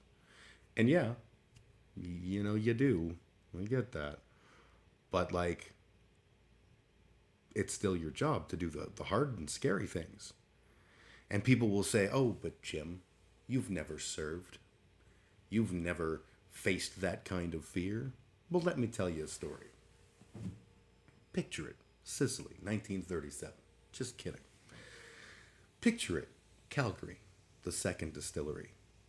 beautiful room. That day, we had something called hip hop rap battles, where the hip hop rap people would basically stand around a dangling mic and yell homophobic jeers at each other. And it was a thing that they did. And it was actually kind of fun, except for all of the overt homophobia and misogyny. Didn't really like that part. But the process was interesting. And it was cool to watch people do these rap battles. I enjoyed it. I was bouncing. And the particulars of a rap battle is that things are quiet. Normal live music events, things are very loud. At a rap battle, things are quiet. So much so that when the people who are in the rap battle in the crowd start going, other people in the crowd will be like, shut up, dude, because it distracts from what's happening. So it's a very quiet room. And outside, we heard crack, crack, crack. Actually, I think it was 2 cracks. Anyways, those were gunshots. And I knew as soon as I heard them that they were gunshots. And my little legs started propelling me towards the gunshots because I knew I had to protect people. And as I'm running up the stairs, I'm thinking to myself, this is weird. I'm running towards trouble. What the actual fuck? But I was doing it. And we got up there, and there was a dude named Patrick who was sort of slunched over in the corner holding his chest. And he's like, I got shot. And we're like, yeah, dude, you got shot. And the other guy that was bouncing with me, Jordan, takes this guy and, holds his hand and is talking to him and keeping him cool. And I'm watching out for an ambulance, but I'm also watching out for whoever the fuck. And we had a rough idea who it was. The full story is this guy that we'd already thrown out of the club for being a complete piece of shit got thrown out, and he left and then came back, and he's sort of pacing back and forth waiting for like one of us mean people who threw him out of the club to come out so that he can prove us to be bad, shitty, whatever the fuck. And he's storming back and forth and pissed off, and finally he starts to leave. And this Patrick guy, he was wearing this like stupid little fedora type hat, and this Patrick guy, as he turns to leave, goes, nice hat, F slur, or something along those lines. And he turns around and he goes, bam, and shoots Patrick. Patrick was fine. Patrick made it through just fine. We were so nice that we even hid his cocaine for him. But that was a thing that happened. I'm not a cop. I've never been a cop. I'd never want to be a cop. But I have many times put myself in very real danger to protect other people. So I feel like I have a little bit of room to stand on when I say, when you know that there's a man with a gun inside that building and you don't try and stop him, you're a coward. You're a piece of shit. Now that opens up the whole debate around guns and shit. Hey, Kitty Jerkface, how you doing? Welcome from YouTube. I hope you're having a good time YouTubing. I got my Twitch affiliate status, so you won't be able to do this, I don't think, on YouTube because that's not how the world is. But we can do these cool little big ugly Jim emotes. I'm gonna do several of them because yay, I'm an affiliate. Anyways, it does bring up the whole concept of gun control and all that stuff, and I am a lefty, but I do like guns, and I don't think guns are the problem. Guns are a part of the problem, absolutely, and I would be an idiot if I didn't accept that. But I think the problem is culture. I think the problem is gun culture in the U.S. is off the rails. I think that the association between coolness and being able to put a hole in a person is probably a bad association. When the big gun that everyone talks about is the AR-15, and it's because that's what army bros use when they go and doing army bro things. Okay, it's a status symbol. If you're not an army bro, you may not need one. I'm not saying there's no reason to have one. I'm not that person at all. I personally want a gun. I've decided that I will hold off until I don't have children in the house, because particularly having children who are of an age where they could figure out how to break in and to a gun safe or whatever, I don't think it's a good parenting move. That's my personal opinion, and anyone disagreeing with me, that's cool too. I'm okay with guns. I'm not okay with guns being a thing that we would ever resort to. We have chainsaws. No one goes into a school with a chainsaw. And please don't go into a school with a chainsaw just because I said that. Please don't make me that person. But people have chainsaws. They don't have the same vibe. People go, well, that's the American culture. And I'm like, yeah, so was smoking. What did they do? They made it real different. They changed the culture. And that wasn't the corporations that were smoking companies doing it. It was government legislation. It was doctors sharing information. It was people being initially not open to change, but having to accept the fact that maybe this thing we were doing wasn't so good, and maybe we should stop doing it so much. Fred Durst is the only one who's allowed to have a chainsaw. It's because he'll... Was it Run Your Ass Raw? I can't remember. I saw a Limp Bizkit cover band Wednesday night. Kitty Jerkface just subscribed. I know you, Kitty. Welcome to watching on YouTube. Wonder why you're not watching on the Twitches. Is it just because you wanted to try a different interface? Skin your ass raw, yeah. I got a chainsaw. Skin your ass raw. It was so cute. Anytime I see people doing Limp Bizkit covers, it reminds me of the incredible Family Values tour that we had. That's my free Bezos sub. Oh, that was on Twitch. Oh, well, thank you very much. You, I think, are my first subscriber, which is pretty badass. Thank you very much. And yeah, make it the free. Make Bezos pay for you to enjoy my content ad free. But yeah, Nate, were you part of the Family Values tour that happened at the D? I don't remember. I don't think it was you. But Justin Shadows reached out to me and was like, hey, we just did this Family Values tour. We want to do it in Calgary. Can we book Distortion? And I was like, sure. And they brought it, and it was just a bunch of Red Deer musicians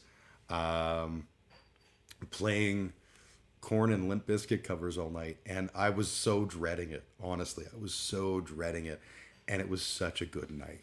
The music was like they played it perfect, and I was blown away at how much of it I remembered and still liked, if I was to be entirely honest. Even though Limp Bizkit sucks and Korn sucks and all of that music is terrible and it's all just bro jock bullshit, there was still that part of me that was like, yeah, this is happening, and I enjoyed it. Sounds like my kind of night. It totally was, Nate. And yeah, for a moment there, I was like, were you in that? But no, it was the Red Deer kids, not the Med Hat kids. Korn Bro Jock? Yeah, I think so. Korn didn't start off that way. I remember hearing Korn long before, someone gave me a dubbed cassette, which I think was... What was the name of the album? Like Life is Peachy or... No, I don't think that was it, but it was that album anyways. And it was like, I remember being like, this is cool shit. It's something I hadn't heard before, something interesting. But by the time Korn got big, it was all the bro jocks and the frat boys who were hanging out doing all the things. It reminded me of going to see the Real Mackenzies were playing. I mean, I played with the Real Mackenzies in their Clash of the Tartans tour like a million years ago. And I've known members of the Mackenzies. I've had meals with some of them. Davis has gone through some traumatic stuff. You mean the singer from Korn? I believe you. I don't know anything about it.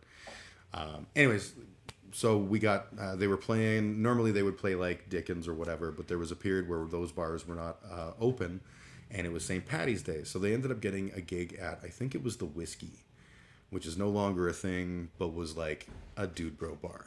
And I was like, okay, well, that's weird. I don't know what the dude bros are going to do that night. They came. They knew the Real Mackenzies, and they even wanted to mosh. And they did it in the dude broiest of ways by stripping off their dude bro shirts and making sure to be as aggressive as possible. My buddy Stevel, rest in peace, was in the pit, and he was high as fuck on mushrooms, I believe. And he's just like totally oblivious, just in the pit, like, yay, crashing into people. And all these dude bros are just puffing up like, that guy keeps hitting us even though we're like, big. And they were ready to just stomp him. So I hopped into the pit and I was like, hey, we're having fun, right?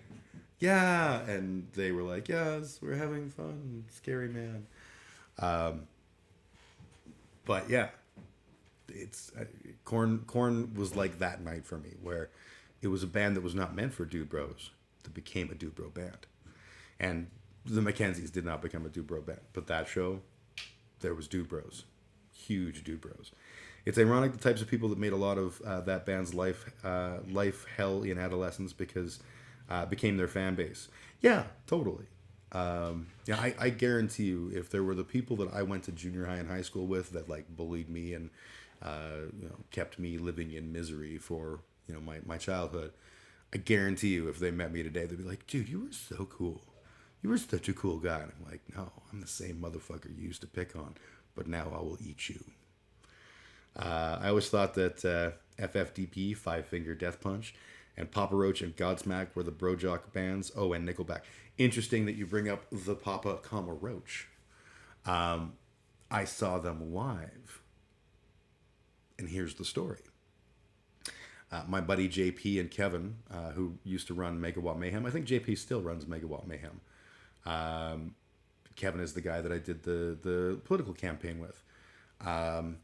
So JP and Kevin used to run Megawatt Mayhem, the UFC's metal show.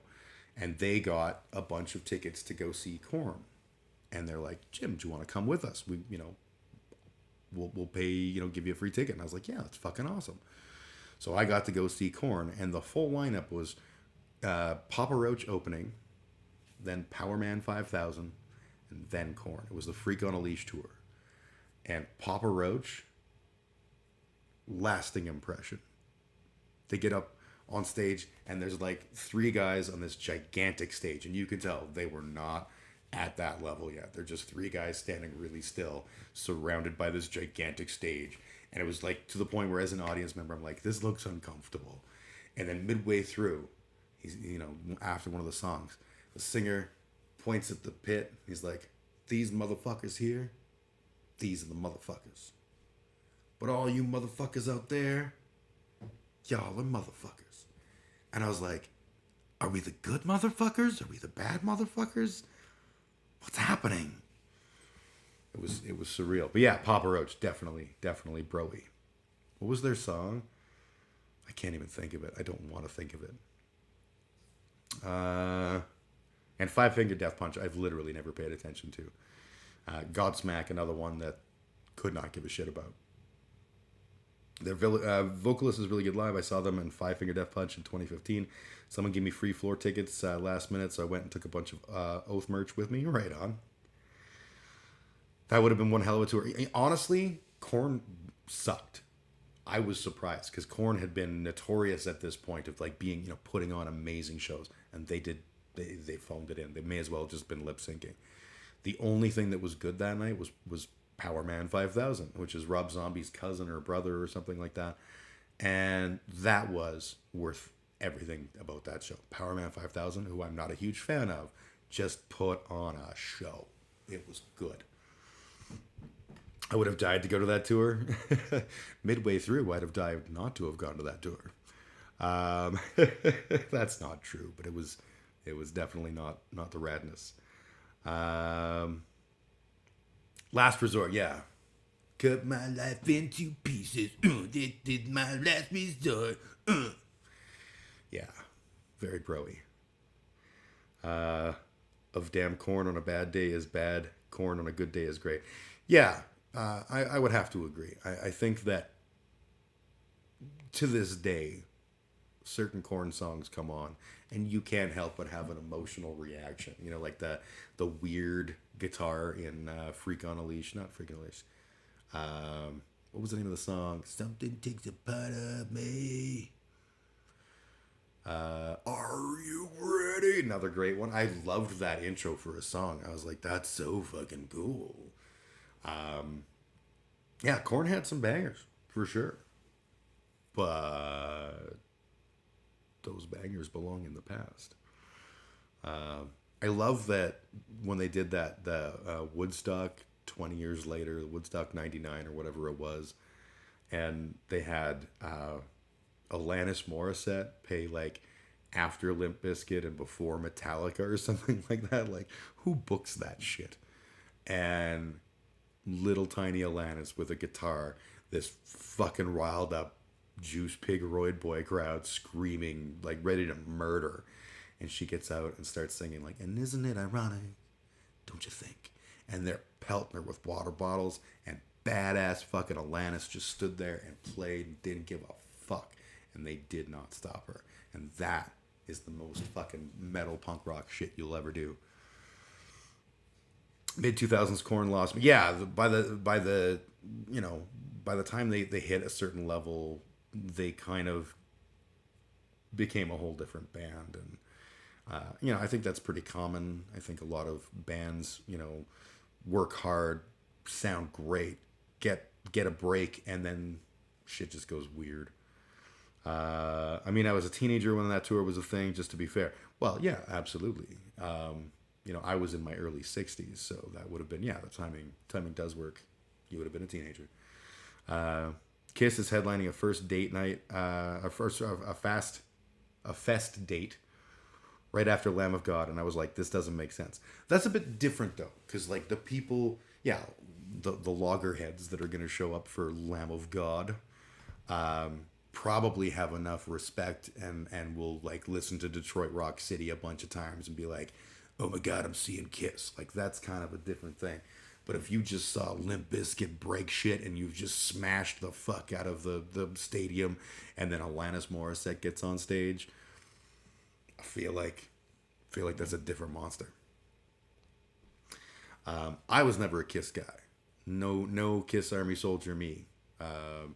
My neighbor has like all of the Kiss merch, all the like Kiss Monopoly games and shit. I was never into it. My sister's best friend's older brother was a total Kiss fan back in the day when that was like a thing that you could be. And I just thought they kind of sucked. And I was young and Christian and believed that the imagery of these demonic men with their faces painted up was scary.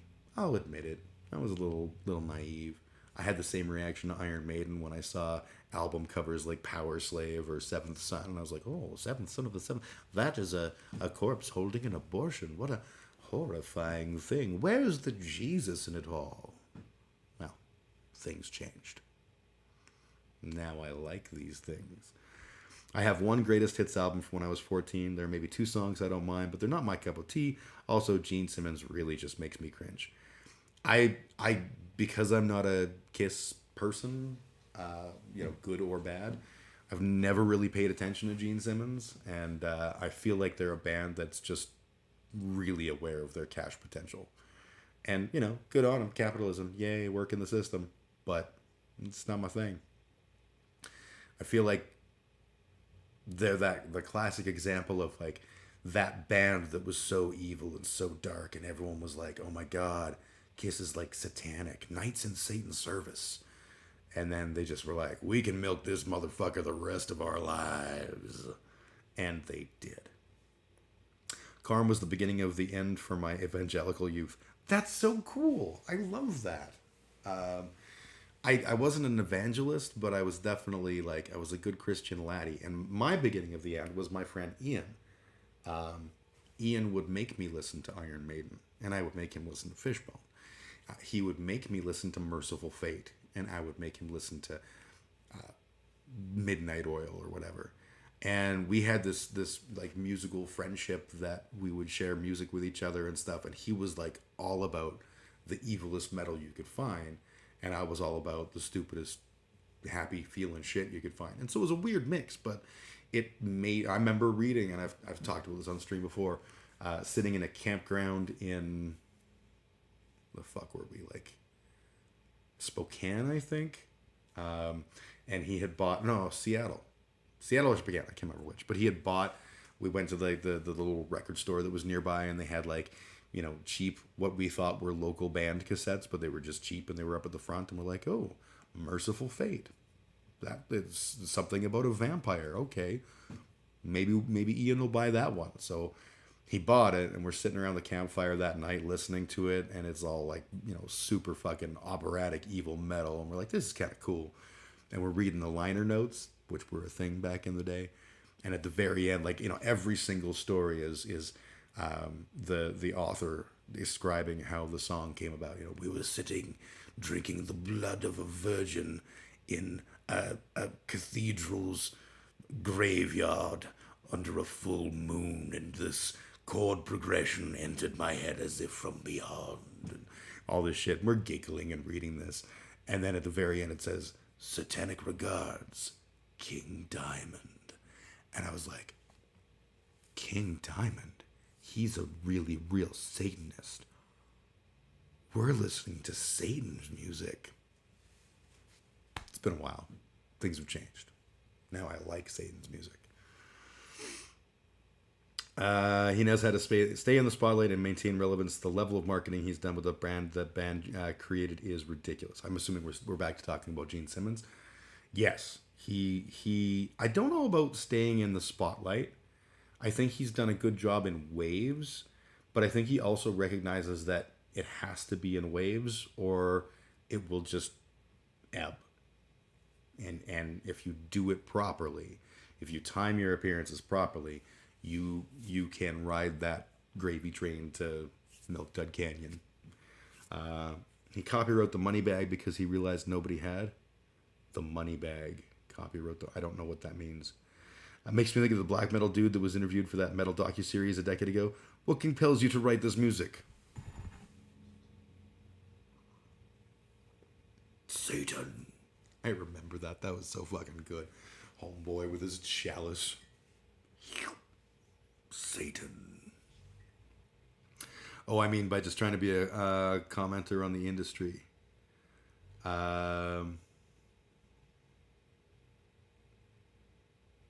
Okay. Sorry. Pieced it all together. Yeah, he definitely made a place for himself as an expert on rock music and has managed to maintain a fairly respected perspective. I'd say Alice Cooper is in the same boat where, Alice, if he released an album right now, the fans would buy it, but no one would really give a shit.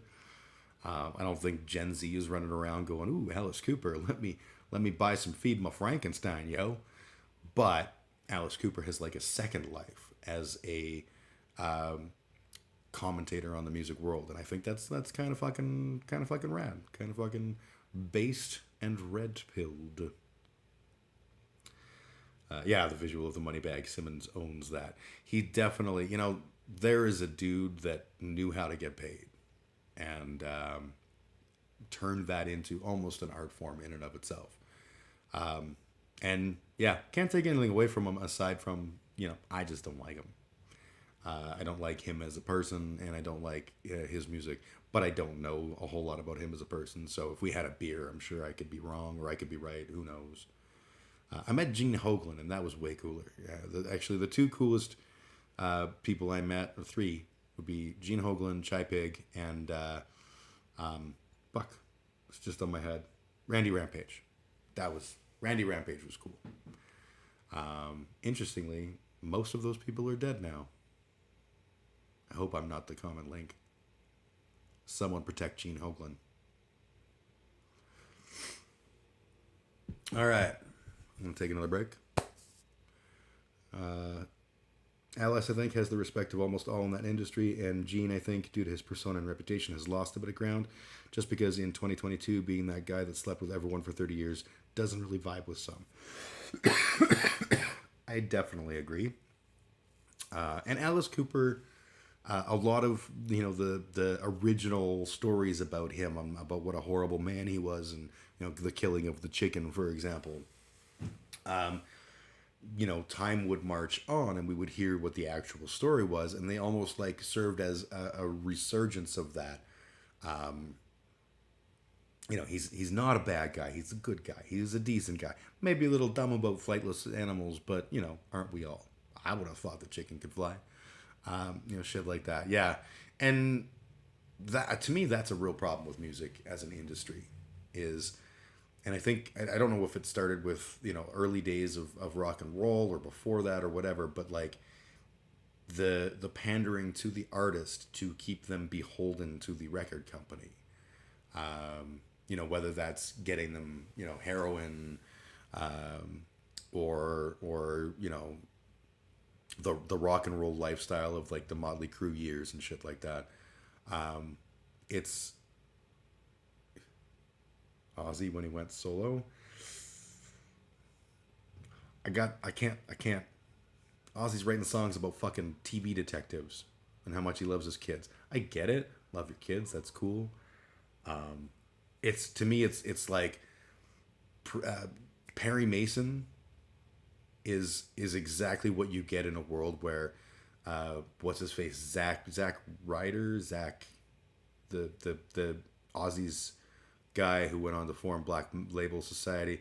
That in this river video, in this river there's no turning back, and it's basically like Thelma and Louise, but Dimebag and was it the dude whose name I just said and is now out of my brain. What a disaster he was. Regards to how labels catered to talent. Bowie's another one. Like Bowie's first tour was like millions of dollars, and his record had not done that, and so he was beholden to keep making music for them. And every time he made music for them, it was like, that's awesome, let's do a tour. David, what do you want to do? You're a creative genius. We have all the money. David, it's okay. David, plan the tour. And they spend like their fucking careers, they make millions of dollars, and they're literally on the edge of bankruptcy the whole way through. And that catering to, women, drugs, alcohol, and everything you could ever want, turning a blind eye, making sure that legal problems go away and all that stuff. All that shit adds up. And where we're at as a society now is we're like, dude, I can't listen to a guy like that. I can't support a guy like that. I'm not going to go buy a record by a person who did all this shit. Like, it's a fucking... It's good. It's high time that world evolved into something remotely resembling decent human beings doing music, instead of it being a bunch of really creepy dudes doing really creepy dude stuff. You watch like The Runaways. The Runaways is a fucking banger of a film. Great band. And the story of what happened to them is absolutely horrifying, and heartbreaking. And that kind of shit, that was the industry. Tee. Henry Weinstein was the music or the movie industry. Tee. It shit ain't cool. Don't buy drugs, become a rock star, they'll give them to you for free. That's what just popped in my head. Totally. But there's nothing ain't for free, right? They will get you, and they will keep you. They will use the drugs to keep you in line. And bands that didn't do that, like Public Enemy is a great example. Public Enemy refused to play that kind of ball, and they had a whole album of material ready to go, and Sony killed it because they were like, we're not giving you, no, we're not doing it. And they're like, okay, well, we'll shop this to somebody else. And Sony's like, oh no, we own that. You can't just take our property, right? Those I think it was Sony anyways. Those organizations, those companies, thumb on the fucking talent, and one way or another, they were in control. And that's one of the reasons I love the internet, is it puts that power back in people's hands. And fuck record companies and fuck record executives and all of that shit, especially from the 70s to 2000s. And I think even like beyond that, I feel like a lot of the people, especially like the people that are in bands now, and it's coming out that they're, creepy and shitty, I think a lot of them were drawn to the lifestyle that they assumed they would be able to access, and just oblivious to the fact that A, the world was passing them by, and B, those were bad things to do. And so they were like doing all the bad things, and in a world that wasn't going to put up with that shit. People will be like, yeah, you know, Ozzy did some suspect kind of stuff, but, you know, Perry Mason's a banger, yo. But when you're you know, a newer band, and they're like, yeah, this is who you are, I'm not good with that. I can't pay money to fucking support that. You know, unrelated but related, someone was talking recently on a stream I was watching about, like, can there be good comedy now that we live in this world that we live in, this world with all the wokeness. And they weren't doing it in the typical conservative, like, no one can laugh at a joke anymore, attack helicopter. They weren't doing it like that. They were like legitimately like, I wonder what that's gonna look like. And I had to bite my tongue and be like, yeah, we need to go back to the olden days, to the really simple, good comedy that didn't hurt people, like Bill Cosby. Because again, power means you can, you know, buy influence with powerful people and use it to control them. And I guarantee you, we don't talk about it, but I guarantee you Cosby had a lot of friends that were industry people that knew exactly what the fucking score was, but they were smart enough to know that just don't talk about it. Hold on to that. Maybe keep some proof. Hang on to it. If it doesn't come in useful, well, you still had a good life. If it comes in useful, you planned ahead. And that's fucking grievously wrong. Yeah, the change in the industry has long been needed. I think in like every possible way. The democratization of access to the music industry. You know, the fact that sorry, seasonal allergies. The fact that we can do all of the things to record and create and master and produce music without having to involve any of these people is actually pretty fucking impressive. And we can reach people in ways that are new. That ain't easy, but it is pretty fucking cool that we don't need that. Kitty jerk face. Oh Jesus! If you're doing the same shocking thing as someone else, you aren't even shocking, or you aren't being shocking. Ricky Gervais furthering conversation. He's mocking trans people and telling women what to do with their bodies. I need to get that out. I feel better. I 100% get you. Actually, the person that I was referring to in their stream actually played a clip of a comedian who I'm not familiar who they were, but they came out and they were like, you know, these guys are all the same. They're always like, "Ooh, I'm an edgy comic. I'm an edgy comic. I say edgy things. It's my job." And then the first 10 minutes of their special is beating up on trans people. And then afterwards, when the internet erupts, they go, "Yeah, but I'm an edgy comic. That's my job. I'm good at my job because I further the conversation. I further the conversation because I'm an edgy comic. I'm an edgy comic. That's my job." And he sort of loops that a bunch of times, getting louder and louder. And then he goes, "Yeah, you challenge people. Isn't it great that after all these years, finally someone has come along to provide a little challenge to the trans community?" Like, dude, I think the trans people have been through enough. Thank you very fucking much. And I thought that was a really good, edgy perspective on that, rather than the usual punching down and being like, "See, it's cool. It's cool." You know, when I was a kid, I loved Eddie Murphy's Raw and Delirious. I thought they were hilarious. Watching them now, you're like, wow, I was kind of a shitty person back then, now wasn't I? And it hurts. It sucks. It's lame. But yeah, I was kind of a shitty person back then, laughing at stuff because I didn't know at the time better than to not laugh at it. I think I spoke that wrong. I didn't know better than to laugh with it, I think is what I'm trying to say. You know what I mean? I was just a dumb shit.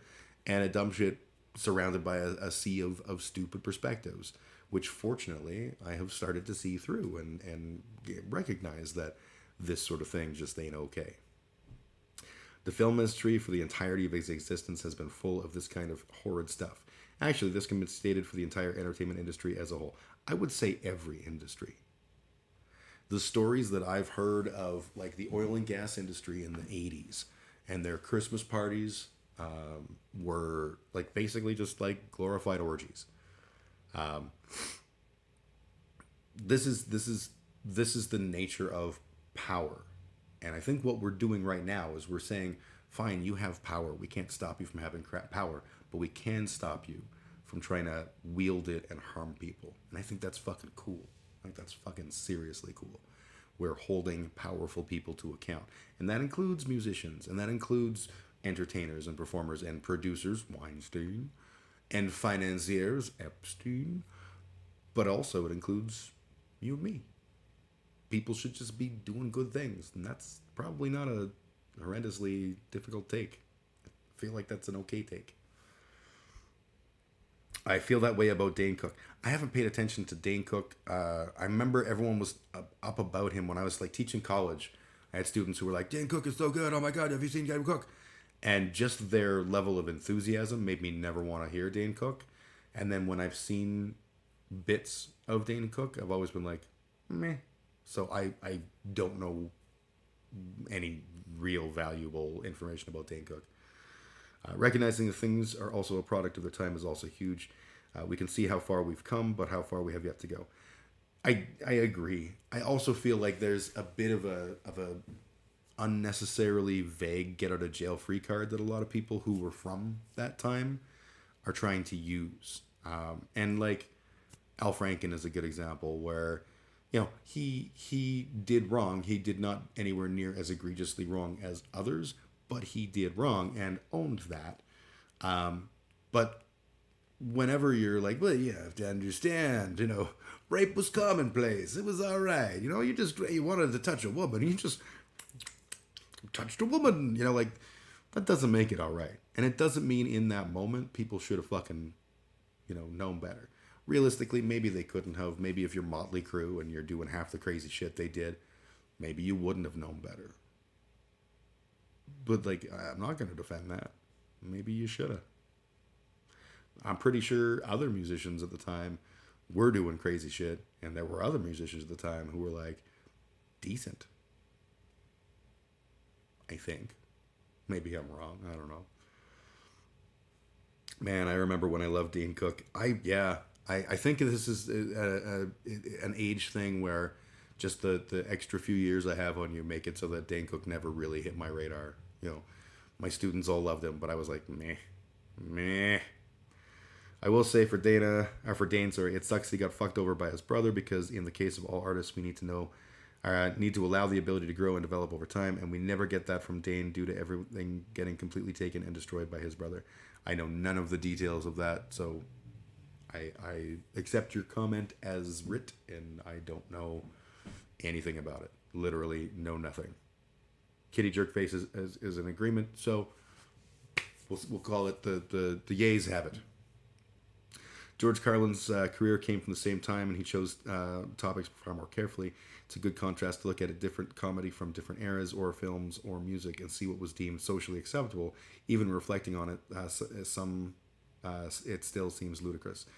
Totally true. I know I was a fan of Bill Hicks, and I rewatched Bill Hicks with Seth, my son, and we're literally watching, and I was like, this didn't age well. I hope you don't think I'm bad for having liked this. And the truth is, there was some good stuff that Bill Hicks did. There was some great stuff, really, really powerful stuff. But he was an edgy comic. And edgy comic means a lot of things. And I think punchy, downy comic is probably a good chunk of that. And at the time, no one called you on that because, you know, we were dicks. That's a thing that happened. I don't know. I feel like rewatching that through modern eyes was actually pretty important and pretty telling for me. It made me go, oh yeah, I've evolved. and what I think is okay has evolved. And I'm not gonna like show up at Bill Hicks's graveyard and piss on it, or show up at some sketchy comedian dude Dave Chappelle's house and like try and fist fight him or anything. That's not what it's about. But I can definitely be like, you know what? I don't want to support, so I'm not gonna. Fuck your face. And yeah, Carlin was a fucking god, and I don't know enough about his career to be like, oh yeah, 100% he never did anything wrong. He probably did, but I would bet that he did far less wrong because he was George fucking Carlin, and made better choices, I think. Long story short, Dane Cook's brother was his manager, basically completely screwed him over. Pissing on Margaret Thatcher's grave is on my bucket list. I think that's a great bucket list. I would add Ronald Reagan, but they're basically just the same person. Speaking of Dave, did you hear what happened with him at a show last week? Dave? Oh, Dave Chappelle. I did not, because I don't care about Dave Chappelle. Not because of the trans thing. The trans thing made me not care about him even harder, but I didn't care about him in the first place. I'd never really watched the Dave Chappelle show or anything like that.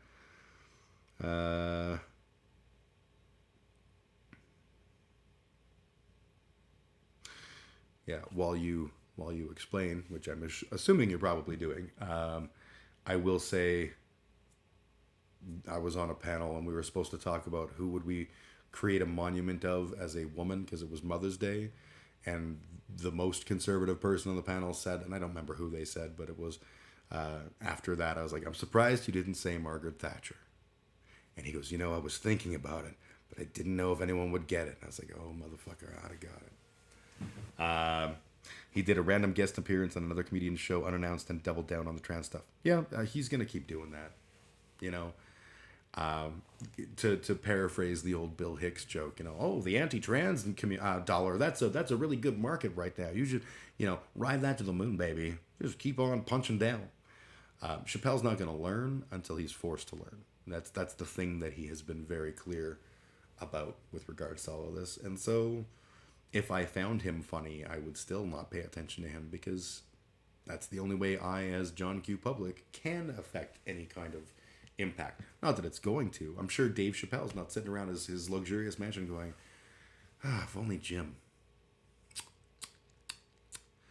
But I can still be like, maybe more people will do this. Maybe more people will who would like him will go, yeah, no.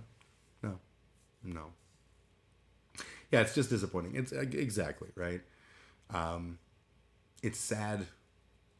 It's sad to see people presented with all the facts, presented with all the feelings, presented with all of it, and be like, yeah, but I find it funny, so I'm just gonna keep doing it. Like, that's a dick move. It's a dick move, period. There are things that I've had to correct about myself that I don't all the way understand or agree with. But I recognize whether I agree with them or understand them or not is immaterial. If I'm causing harm to people in my world, or people who are tangential to my world or whatever, whether I have good motivations and intentions or not, doesn't fucking matter. I'm causing harm. I shouldn't do that. So I'll try and figure out the answers as time goes by. But at the end of the day, like, okay, it really doesn't matter if I get it or not. What matters is I got to live this life and I got to do the best I can. I was stoked when he came back, give him slack for the whole give Trump a chance thing, especially when he admitted he fucked up, but now I just can't enjoy him anymore. Yeah. It's so aggravating. Wizard Lady's army doesn't need more fodder. If you aren't a transphobe, don't give transphobes fuel. I agree with that. I also feel like J.K. Rowling is the kind of bitter shit monster that will find fuel anywhere. That's not a justification of anything. I just feel like she's among the worst things that have ever been shit onto the earth. And that might sound hyperbolic, but I assure you it's not. I feel like she is the equivalent of now, you know what, I can't think of a good thing to say that won't get me in a whole pile of trouble. She's just shit. She's just shit. And yeah, sorry, J.K. Rowling. I know she's also sitting around her giant cathedral castle thing going, oh, why doesn't Jim like me? But you know what? I don't. All right, time for me to have pause. And when I come back, we're going to do some karaokeing. Chat, now's your chance to think of karaoke songs I can sing, because I haven't done that yet. I have no idea. The only song that has been in my head for quite a long time now, ever since the Kids in the Hall third episode of the first season, or the new season, I think it's the third episode. But the guy who's in the bunker and he just keeps listening to that song, that's all that's in there now. So yeah, I love how much how my Twitch is Jim and Hassan right now.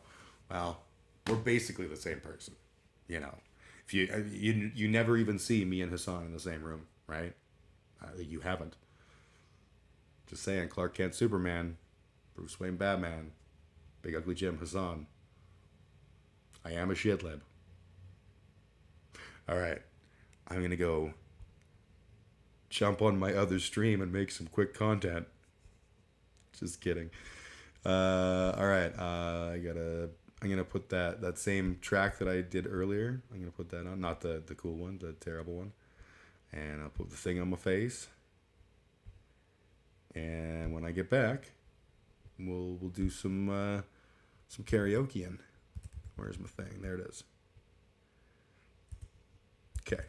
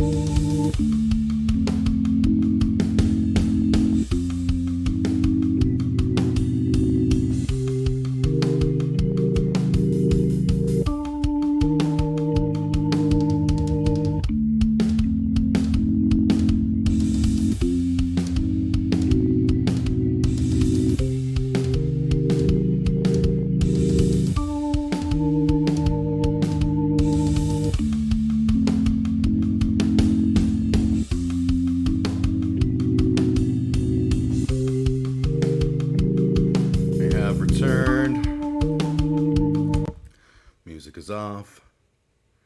Thing is removed from my face. I love how much I went on a Kiss rant, and the first thing I see on Loudwire is that Kiss is retiring. Must be off to work. Have fun with karaoke. Thank you. No hope for the night. Yes, it is karaoke time, and I thought of a song while I was outside. It's relevant and important, so I will do a song. But chat, feel free. I think it might just be Kitty Jerkface at this point, but yeah, Kitty, if you want to.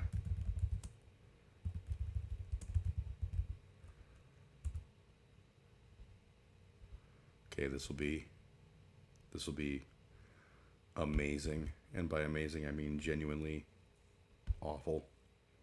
Where's my thing?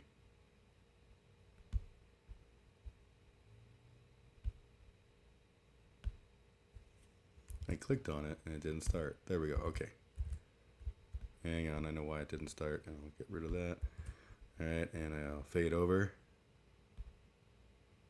Is it playing? Are we playing? It says it's playing. How does the tune go for this shit? I feel like this is the only song that I should be singing right now. But I don't know if I know the tune at all.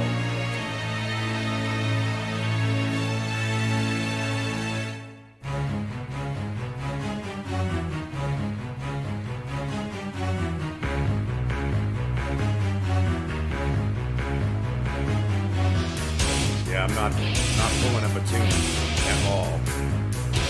Maybe I'll read it like a detective comic until I remember the tune.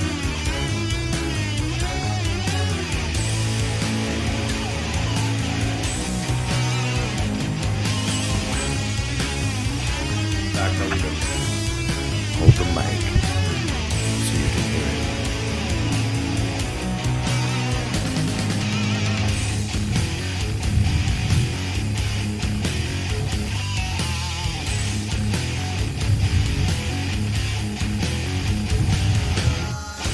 On his way to dinner, when it took him by surprise, and with one pull of the trigger, he would vanish overnight, dancing by the roadside, holding on for dear life.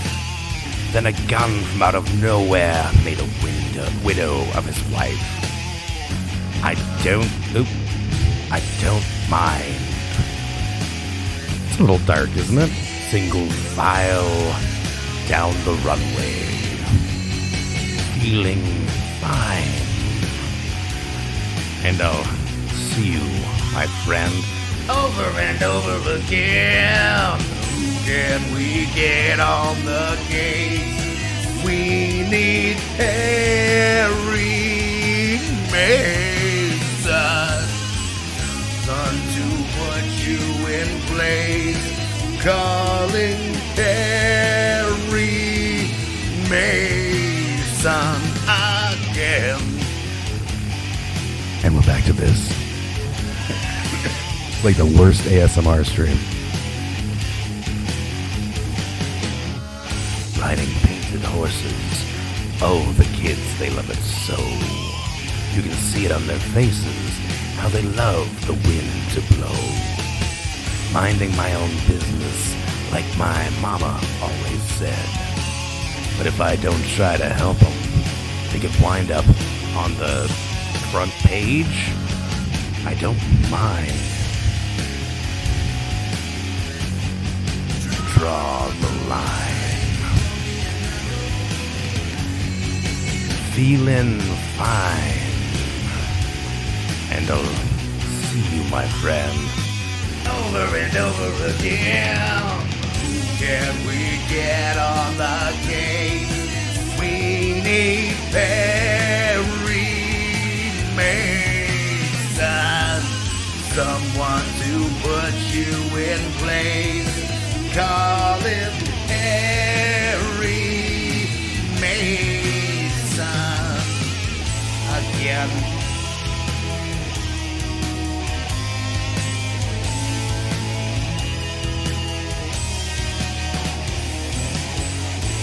Wake me when it's over. tell me it's alright. Just keep on talking, baby. I've been doing this all night. How much did you give me? Tell me it'll be alright.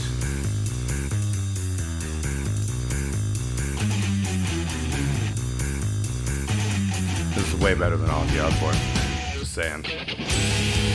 If anyone's watching right now, you are being treated to glory. There was a hole in your heart, and I filled it with glory. It's a glory hole.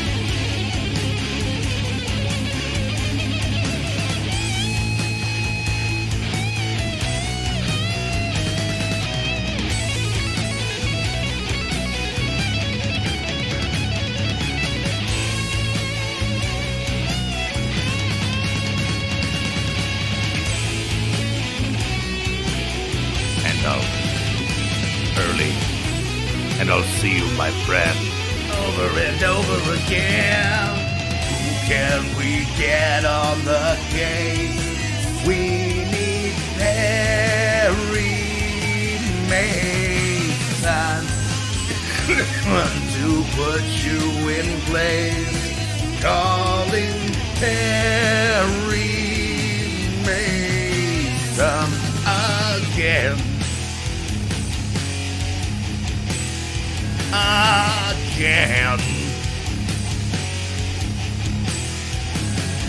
Again.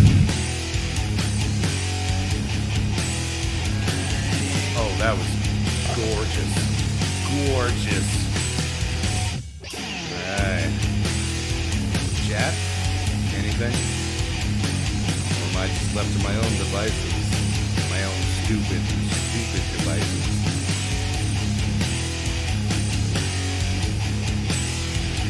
Like I'm up to my own devices. Well, let's see that.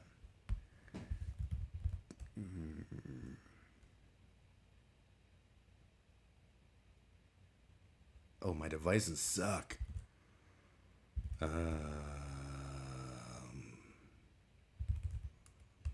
Little something I haven't done before here. All right, this will be beautiful.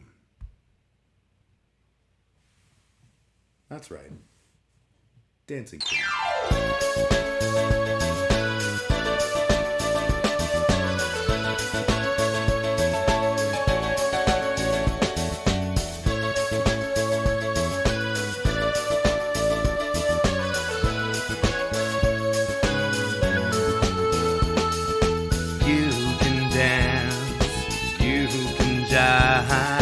Having the time of your life. Oh, see that girl, watch that scene, digging the dancing queen. Maybe I can sing it in a female voice and do adjustments. Friday night and the lights are low, looking out for a place to go. The right music, getting in the swing, come to look for a kid. Anybody could be that guy. Night is young and the music's high. With a bit of rock music, everything's fine. You're in the mood for dance. And when you get the chance,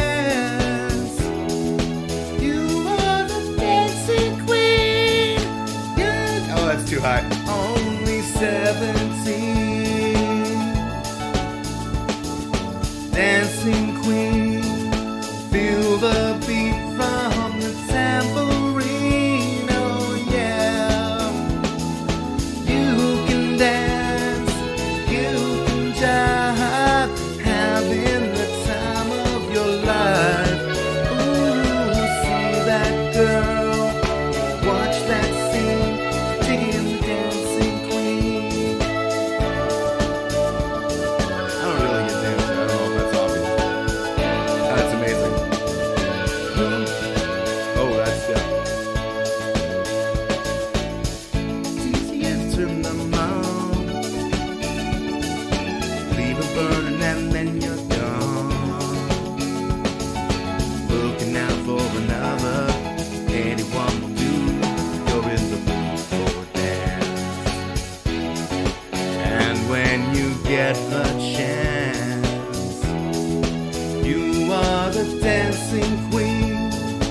young and sweet, only 17. Music blue, feel the beat from the tambourine, oh yeah. You can dance, you can jive, having the time of your life. Ooh, see that girl, watch that scene, digging the dancing queen. Digging the, Oh, swear, I'm early. Holy shit. digging the dancing queen. Jack, that's a chance. Start telling me what you want me to sing next, or I'm going to wind up singing terrible, terrible songs. Like this one. Or the fact that I just sang Perry Mason by Ozzy Osbourne. Let's see. Barring any commentary from chat, I'll have to come up with something. It's not going to be either of those two songs. Let's see. What's a fine choice? Something all the kids want to listen to. Because, you know, now that I'm a Twitch affiliate, I have a certain responsibility to the viewer to really bring the funk and the love. The funk and the love.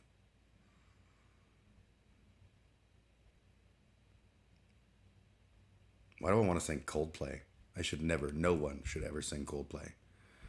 I mean, I guess I could do that in this River shitty song that I did earlier, or was talking about earlier. No, I don't want to do that. Fuck that. What's a good song to sing? Well, I'm down to only one person watching. The dulcet tones of my voice have made them terrified. I can't say I disagree with you.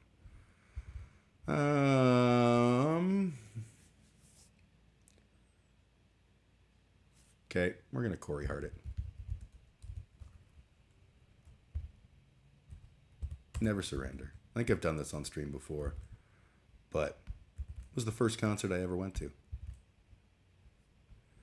Corey Hart, First Offense Tour. All right. It's gonna be okay.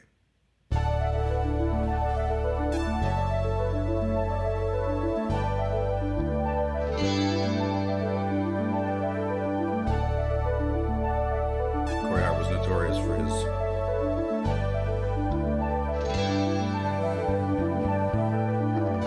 just a little more time is all we're asking for.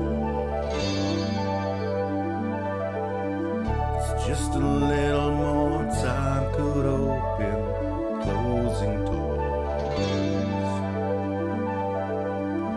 Just a little uncertainty can bring you down. I think that might be too low. And nobody wants to know you now. And nobody wants to show you how. So if you're lost and on your own, you can never surrender. And if your path won't lead you home, you can never surrender. And when the night is cold and dark, you can see light.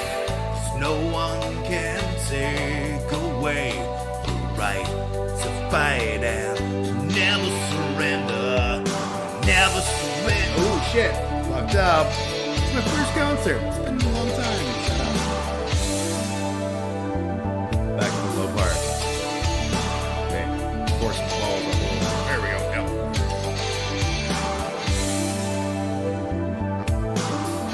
With a little perseverance, you can get things done. With that old blind adherence that has conquered some. And nobody wants to know you now. And nobody wants to show you how. So if you're lost in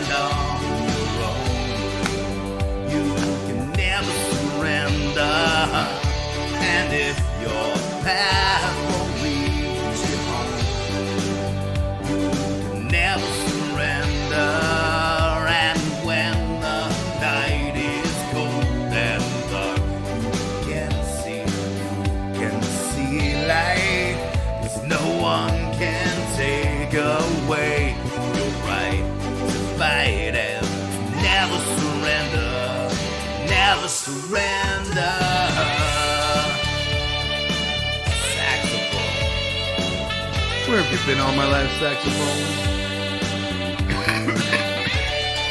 That's a tenor sax if I'm not mistaken.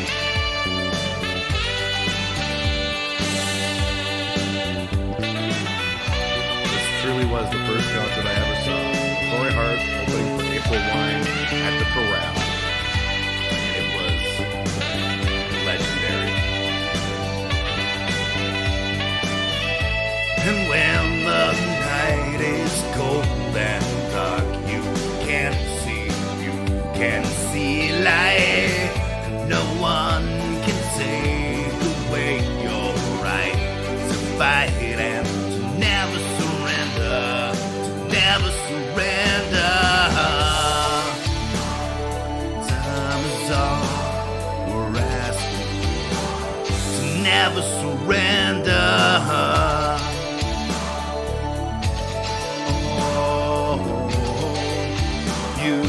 Never surrender. Time is all you're asking for. Oh, stand your ground, never surrender.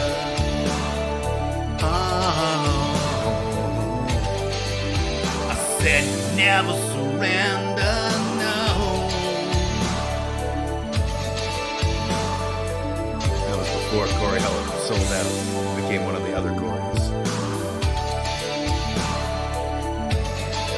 I'm serious. I'm gonna keep on singing, and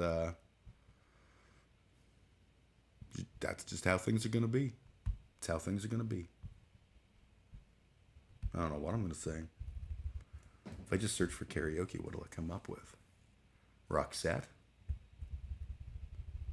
Golden Earring.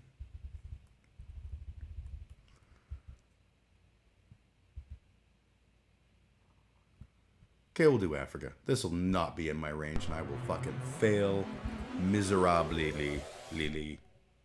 But we're doing it.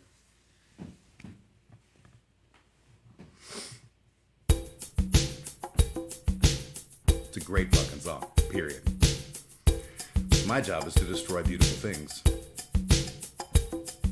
Like that guy in Fight Club.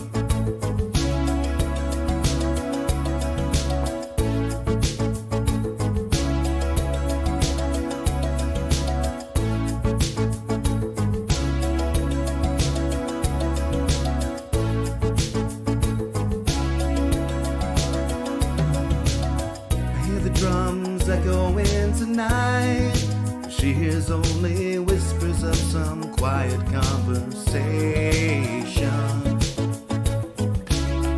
She's coming in 12:30 flight. The moonlit wings reflect the stars that guide me towards salvation. I stopped an old man along the way, hoping to find some old forgotten words or ancient turned to me as if to say, hurry boy, it's waiting there for you. Yeah, I dropped the octave, fuck you. It's gonna take a lot to get me away from you. There's nothing that 100 men or more could ever do. I've pressed the reins down in Africa. Gonna take some time to do the things we never had.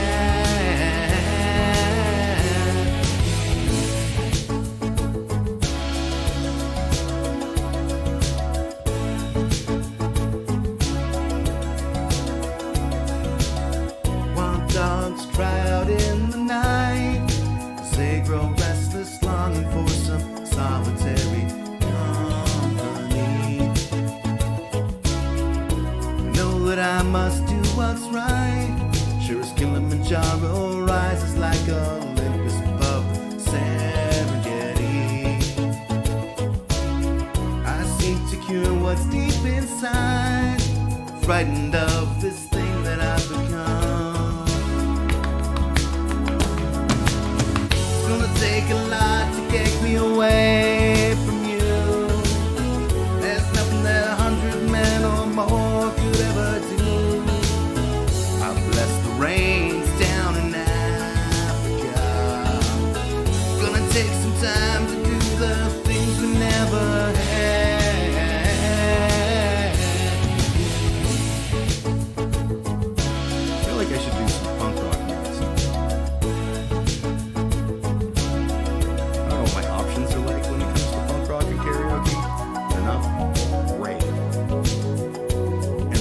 punk rock that did not pass the test of time. And I won't necessarily know it. Hurry, boy, she's waiting there for you. It's gonna take a lot to drag me away from you. There's nothing that 100 men or more could ever do. I bless the rains down in Africa. I bless the rains down in Africa. I bless the rains down in Africa. I bless the rains down in Africa. Bless the rains down in Africa. Gonna take some time to do the things we never had. Oh, I know what I'm gonna sing. I have pitched this idea to Bodies of Emphasis to cover this song. I think I've done it on here before, and I think it sucked. Fuck is the other song now? Yep, I'm sure I've done it before. Yep, looks like I have, but I think this is fucked.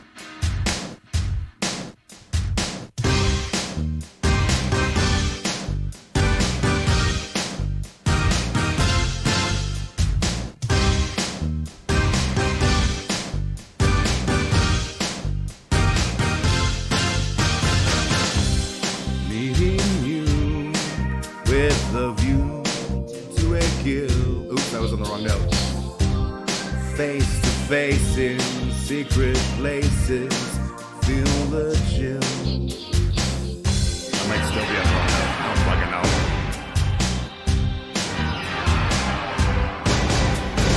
Nightfall covers me, but you know the plans I'm making still oversee.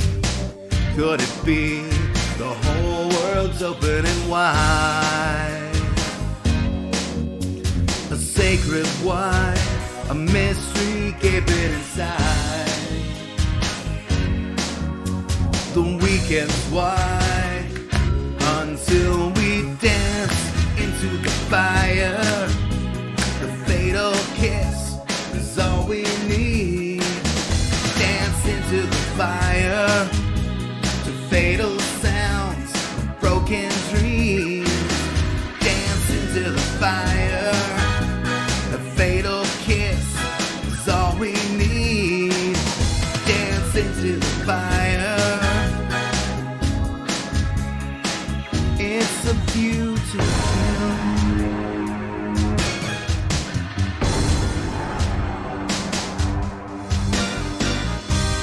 Choice for you is the view to a kill. Between the shades, assassination, standing still. I don't know the tune here. Oh, someone's now following. It looks like it might be a spam. Can you roll your eyes back and make them look fully white like the Undertaker? Yes.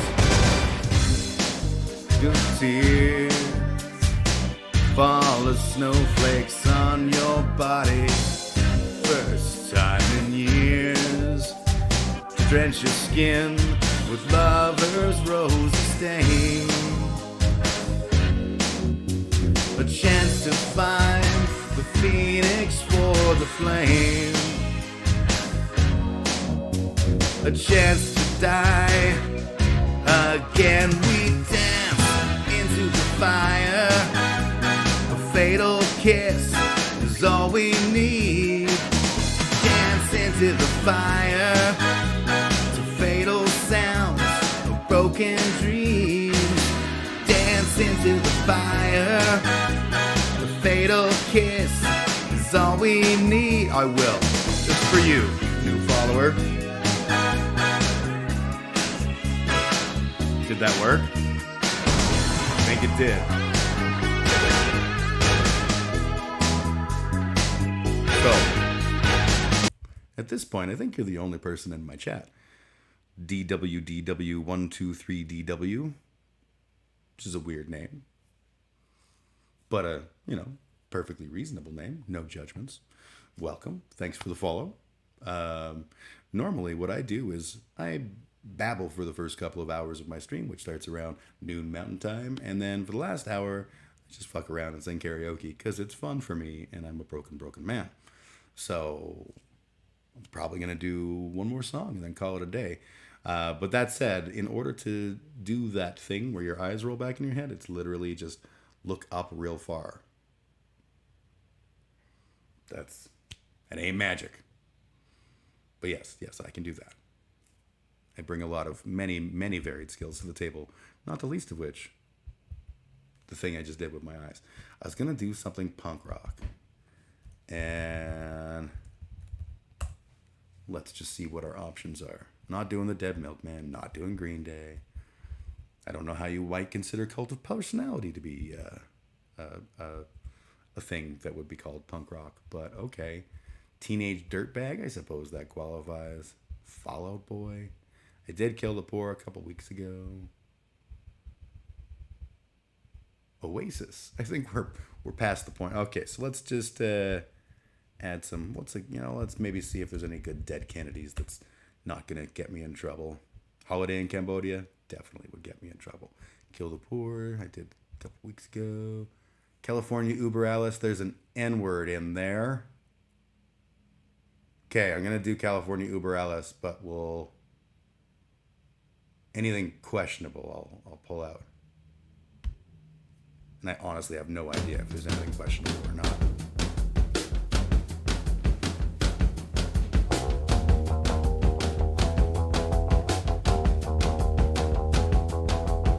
There's a song by the Dead Kennedys called Pull My Strings, which is all about being a music industry whore. And it starts with this, and it's like a live recording.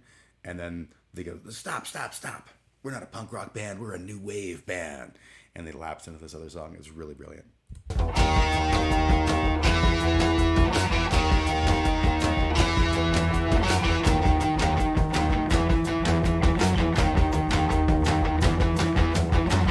I am Governor Jerry Brown. My aura smiles and never frowns. Soon I will be president. Carter Powell will soon go away. I will be Führer one day. I will command all of you. Your kids will meditate in school. Your kids will meditate in school. California, Uber Alice. California, Uber Alice. Uber Alice. California, Uber Alice. California.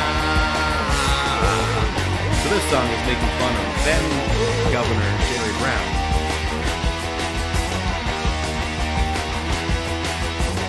The fascists will control you, 100% natural. You will jog for the master race, and always wear the happy face. Close your eyes, can't happen here. Big bro on white horses near. The hippies won't come back, you say. Mellow out or you will pay. Mellow out or you will pay. California, Uber Alice. California, Uber Alice. Uber Alice. California, Uber Alice. California. And this 1984 thing is a reference to the Final Solution Nazi skinheads. 1984, knocking at your door. The year they were going to make a big old race war, and I guess it didn't work because Nazi skinheads suck ass. Now it's 1984. Knock at your front door. It's the Suede Denim Secret Police.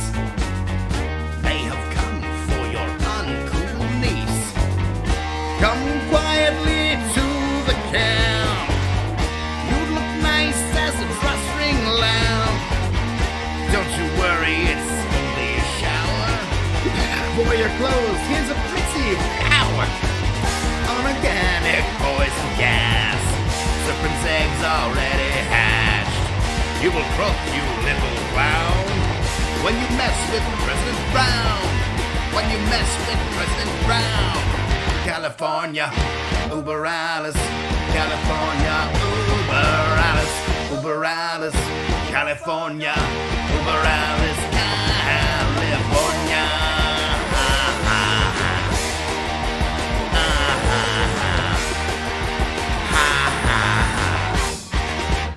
Alright, I'm gonna do one more song. I want to end it on a prettier note. And this will be genuinely terrible, I'm certain of it. What's that fucking song from An American Tale? Somewhere Out There. I think. Ooh, it's a duet. I will fail at 2 parts. Okay. Here we go. It's always important to leave them wanting less, as the saying goes. A little coffee. Oh yeah, that's good for the pipes. All right, here we go. Somewhere out there, beneath the pale moonlight, someone's thinking of me and loving me tonight. Somewhere out there, someone's saying a prayer that we'll find one another in that big somewhere out there. That's too low, sorry. And even though I know how very far apart we are, it helps to think we're sleeping underneath the same bright star. When the night wind starts to sing a lonesome lullaby, it helps to think we're sleeping underneath the same big sky. Somewhere out there, if love can see us through, then we'll be together somewhere out there, out where dreams come true.